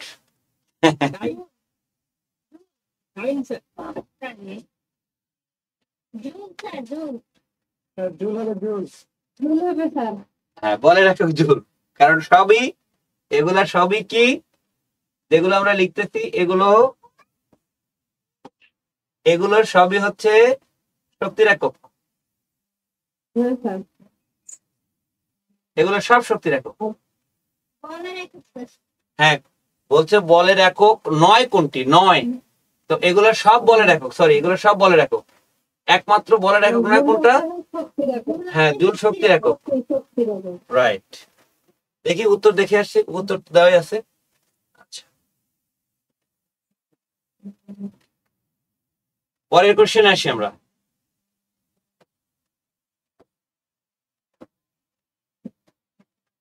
পরের কোশ্চেন আসি। আহারে, উত্তর চলে আসছে। হ্যাঁ, এটা অজানা প্রশ্ন। মৌলিক বল 4টি। এটা আসছে, কিন্তু এটা পরীক্ষা, প্রাইমারি পরীক্ষা আসছে এটা। হ্যাঁ, এটা আসছে গত পরীক্ষা, যেটা যে কয়দিন আগে হয়ে গেল, মানে যারা এখন প্রাইমারি শিক্ষক হয়েছে অলরেডি, এদের সময় আসছে এটা। মৌলিক বল 4টি, এটা তো উত্তর দেখাই গেছে, এজন্য আমি আর বললাম না। নেক্সট কোশ্চেন, এটা বলো। এটা আমি বলছি আজকে, মুখে বলছি। হ্যাঁ, এটাও কিন্তু আসছে, গত পরীক্ষাতে আসছে। আচ্ছা, এটা দ্বিতীয় পর্বে আসছে, দ্বিতীয় পর্বে। পরেরটাতে আসি। ক্ষমতার একক হলো কি? ক্ষমতার একক ওয়াট। পরেরটাতে আসি। এইটা একটু আজকে করাইছি তোমাদের।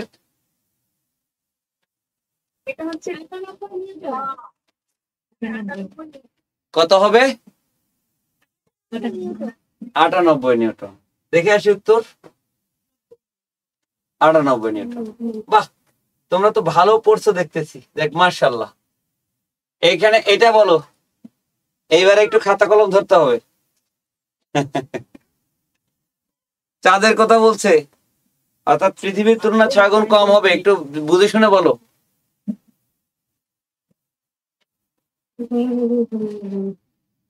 এটা পারবা বলতে? 1 মিনিট সময় দিলাম। 46 বাজে, 47 আমি এটা উত্তর বলবো এবং লিখে দেবো। তোমরা তার আগে বলতে থাকো।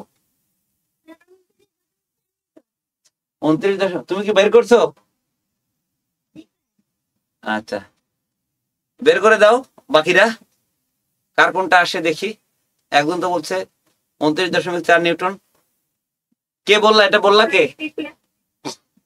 29.4 নিউটন কে বলছো? একটু নামটা বলো। দেশে বাড়ি করে ভাই? ভোলা। এ ভাই মহিষের দুধের যে দধি আছে এটা খাই নাই ভাই কখনো ভাই, পাটের ভাই।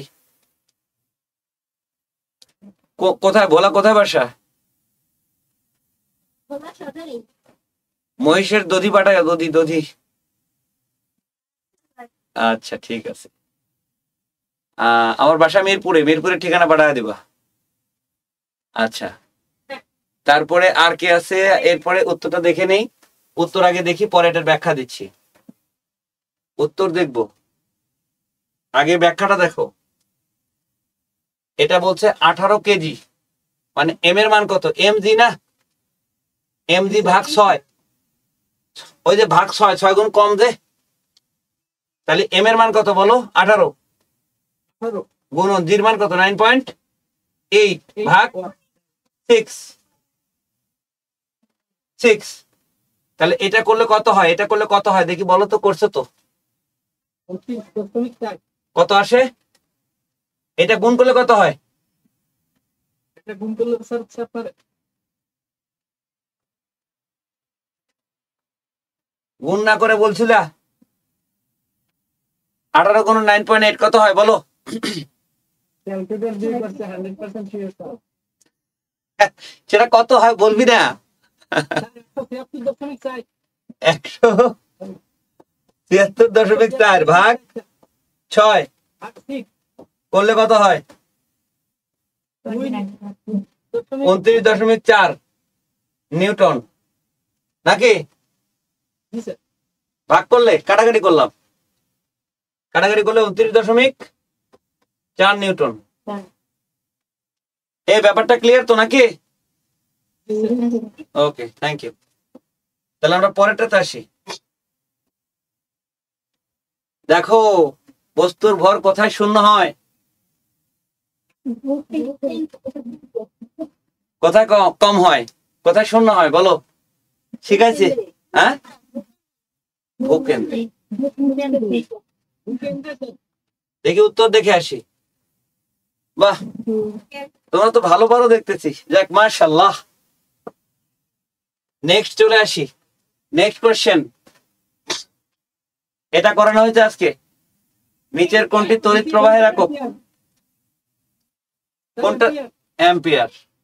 আর কেউ? আচ্ছা, দেখে আসি একটু। সন্দেহ নাই। আল্লাহ হাফেজ। এত মজাদার ক্লাসটা এত দ্রুত শেষ হলো।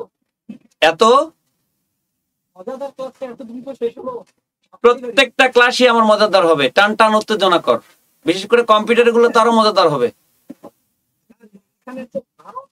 বাংলাদেশ ম্যাচের মতো উত্তেজনাকর একটা পরিবেশ সৃষ্টি হয়েছিল, আপনি শেষ করে দিলেন।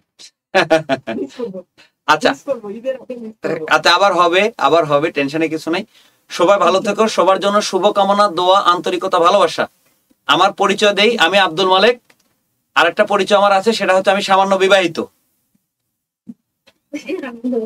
হ্যাঁ, কারণ আমি একজন মুসলিম, আর একজন মুসলিমের জন্য তোমরা তো জানো যে একজন মুসলমান 4টা পর্যন্ত। কয়টা পর্যন্ত? 4টা। ভাগ করে 3টা বাকি আছে, এজন্য সামান্য বিবাহিত। আমার ছোট্ট একটা বউ, ছোট্ট একটা বাচ্চা, একটা না 2টা বাচ্চা আছে। এই হচ্ছে ব্যাপার। আর আমার হোম টাউন সিরাজগঞ্জ। সবাই ভালো থাকবেন।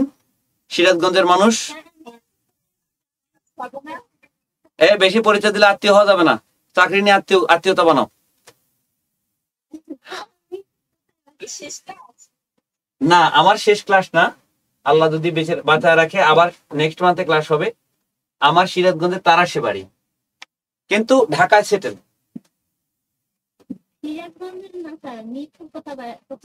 মিরপুর 11 বলা যায়, 12 বলা যায়। অর্থাৎ যে কালসি মোড়টা আছে, কালসি মোড়েই আমার বাসা, অর্থাৎ পল্লবী। একদম মানে রেড ঠিকানাটা কোন ঠিকানা? আপনাকে মহিষের পাঠানো হবে সম্ভবত। আচ্ছা, এখন মহিষের দুধ পাঠালে আমার গ্রামের বাড়ির ঠিকানা পাঠাইতে হবে। সেটা হচ্ছে বগুড়া, বগুড়া শেরপুর, শেরপুর, বগুড়া শেরপুর। আগে শোনো, সুন্দরবন কুরিয়ার সার্ভিস আমাদের তারাশে নাই। আমাদের তারাশ থেকে বগুড়ার শেরপুর খুব কাছে হয়। বগুড়ার একটা শেরপুর উপজেলা, ওইটার ঠিকানায় যদি তুমি সুন্দরবন কুরিয়ার সার্ভিসে পাঠাও, আমার ফোন নাম্বার দিয়ে দিলেই ওখানে চলে যাবে।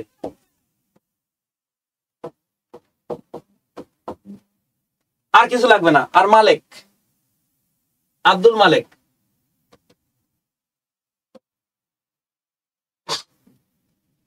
বাকি বলতে হবে সে তো মহিষের দুধ মানে চিনিই নি।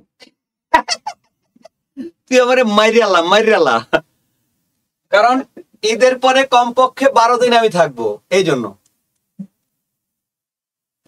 তো সবাই ভালো থেকো, সবার জন্য শুভকামনা, দোয়া থাকবে, আন্তরিকতা থাকবে। আর তোমাদের চাকরি, মহিষের দুধ না, তোমরা চাকরি আমাকে দিলে আমি খুশি হব, সবচেয়ে বেশি খুশি হব।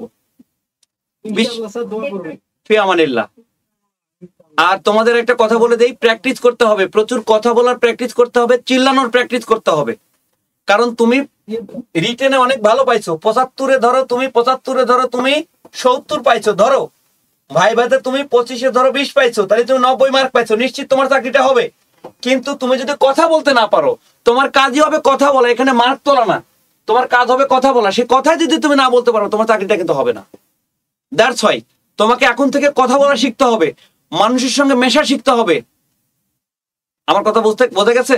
সবাইকে বললাম। বুঝতে পারছি স্যার। আর ছেলেরা এখন থেকে জুতা পরে ঘুরবা, কারণ তোমার ভাই ভাব দিতে হবে জুতা পরে। মেয়েদের বলে রাখি, তোমরা মাঝে মাঝে শাড়ি পরবা, কারণ শাড়ি না, তোমার ভাই ভাই দিতে হবে শাড়ি পরে। এখন থেকে তোমার আচার আচরণ, কথাবার্তা, চাল চলন, তোমার মানসিকতা সবকিছু চেঞ্জ করতে হবে। এক কথা বলতে হবে যে তোমাকে ভাবতে হবে তুমি এখন থেকে টিচার হয়ে গেছো, তাহলে একজন টিচারের অ্যাটিটিউড কেমন হবে সেই জিনিসটা তোমাকে অ্যাপ্লাই করতে হবে বাস্তব জীবনে। আর এই জিনিসটা তোমার ভাইভাতে প্রতিফলিত হবে। শুধু প্রিপারেশন, শোনো, খাইস্র ধুইলে যায় না। তার মানে তুমি যদি চেষ্টা করো যে তুমি চাকরি নিবা, কিন্তু তোমার মানুষের সঙ্গে মেশার মতো অ্যাবিলিটি নেই, ক্যাপাবিলিটি নেই, মানুষের সঙ্গে ভালো করে কথা বলতে পারো না, তাহলে কিন্তু তোমার চাকরি হবে না। তোমাকে একদম শত্রুর সাথে মেশার মতো যোগ্যতা অর্জন করতে হবে। তোমার মনটাকে অনেক বড় করতে হবে, তোমার মনের উপরে পরীক্ষা নেবে। আমার কথা কি বুঝতে পারছো? আমি আজকেও অফলাইনে ক্লাসে একটা কথা বলছি। অফলাইনে ক্লাসে আমার এক ছাত্রী, বগুড়ার ছাত্রী, বগুড়ায় ক্লাস নিতাম এক সময়, সে বগুড়ার ছাত্রী, সে তোমাদের এই ভাইবা দিতে গেছে। ভাইবা দিতে গেছে, তখন ওকে জিজ্ঞেস করছে বাড়ি কই, বাড়ি কোথায়? তো ও বলছে বাড়ি বগুড়া। কি বলছে, বাড়ি কোথায়? বগুড়া। এরপরে প্রশ্ন হচ্ছে বগুড়ার কোথায়? তখন ও বলছে বগুড়ার শেরপুর, মেয়েটার বাড়ি শেরপুরে। শেরপুরে বলছে গ্রামের নাম কি? বলছে গ্রামের নাম মহিপুর। আমি ডিটেলস বলতেছি, মেয়েটার নাম বললাম না। বলছে বগুড়া, বলছে উপজেলা কি? বলছে শেরপুর। কোথায়? বলছে মহিপুর। এরপরে বলছে তোমার ইউনিয়ন কি? বলছে খামারকান্দি। আমি ডিটেল বললাম। মেয়েটার সম্পূর্ণ ভাইবা ভালো হয়েছে, মার্ক ভালো, কিন্তু চাকরি হয়নি, ভাইবা ফেল। কেন? তাকে এক বাক্যে বলা লাগতো স্যার। ইয়েস, এই সব কথা এক প্রশ্নের মধ্যে বলা লাগতো। প্রশ্ন করে জানতে হতো, এই জন্য মনে হয় আর কি। এই তো তোমরা বুঝতে পারছো। তাহলে কথা বলতে হবে, কথা বলার অভ্যাস করতে হবে, প্র্যাকটিস করতে হবে। হ্যাঁ, তোমার শুধু মেধা থাকলে হবে না, তোমার সব গুণাগুণ এখানে অ্যাপ্লাই করতে হবে। অল দ্য বেস্ট, সবাই ভালো থেকো, সবার জন্য শুভকামনা। নেক্সট মান্থে আবার ইনশাল্লাহ দেখা হবে। আসসালামু আলাইকুম রহমতুল্লাহ। ঈদ মোবারক, ঈদ মোবারক, ঈদ মোবারক। আল্লাহ হাফেজ। আর এই আরেকটা কথা বলি, জি স্যার। তোমাদের আত্মীয় স্বজন, বন্ধু বান্ধব কেউ যদি থাকে, তোমরা একটু প্রতিষ্ঠানটা যাতে ভালো আরো করে, এর জন্য তোমরা একটু ওই এদের যে সেমিনার টেমিনার হয়, এগুলো একটু অ্যাটেন্ড করায়ও, এখানে একটু ভর্তি করানোর ব্যবস্থা করো, আমরা যাতে একটু ভালো করে ক্লাস নিতে পারি। কারণ এখানে ব্যবসা ভালো হলে তো তোমাদের সার্ভিসটা আরো ভালো দেবে। ঠিক আছে, তোমরা একটু কোঅপারেট করো। All the best. আসসালামু আলাইকুম রহমতুল্লাহ। অবশ্যই ঠিক আছে স্যার। ঈদ মোবারক স্যার। ঈদ মোবারক।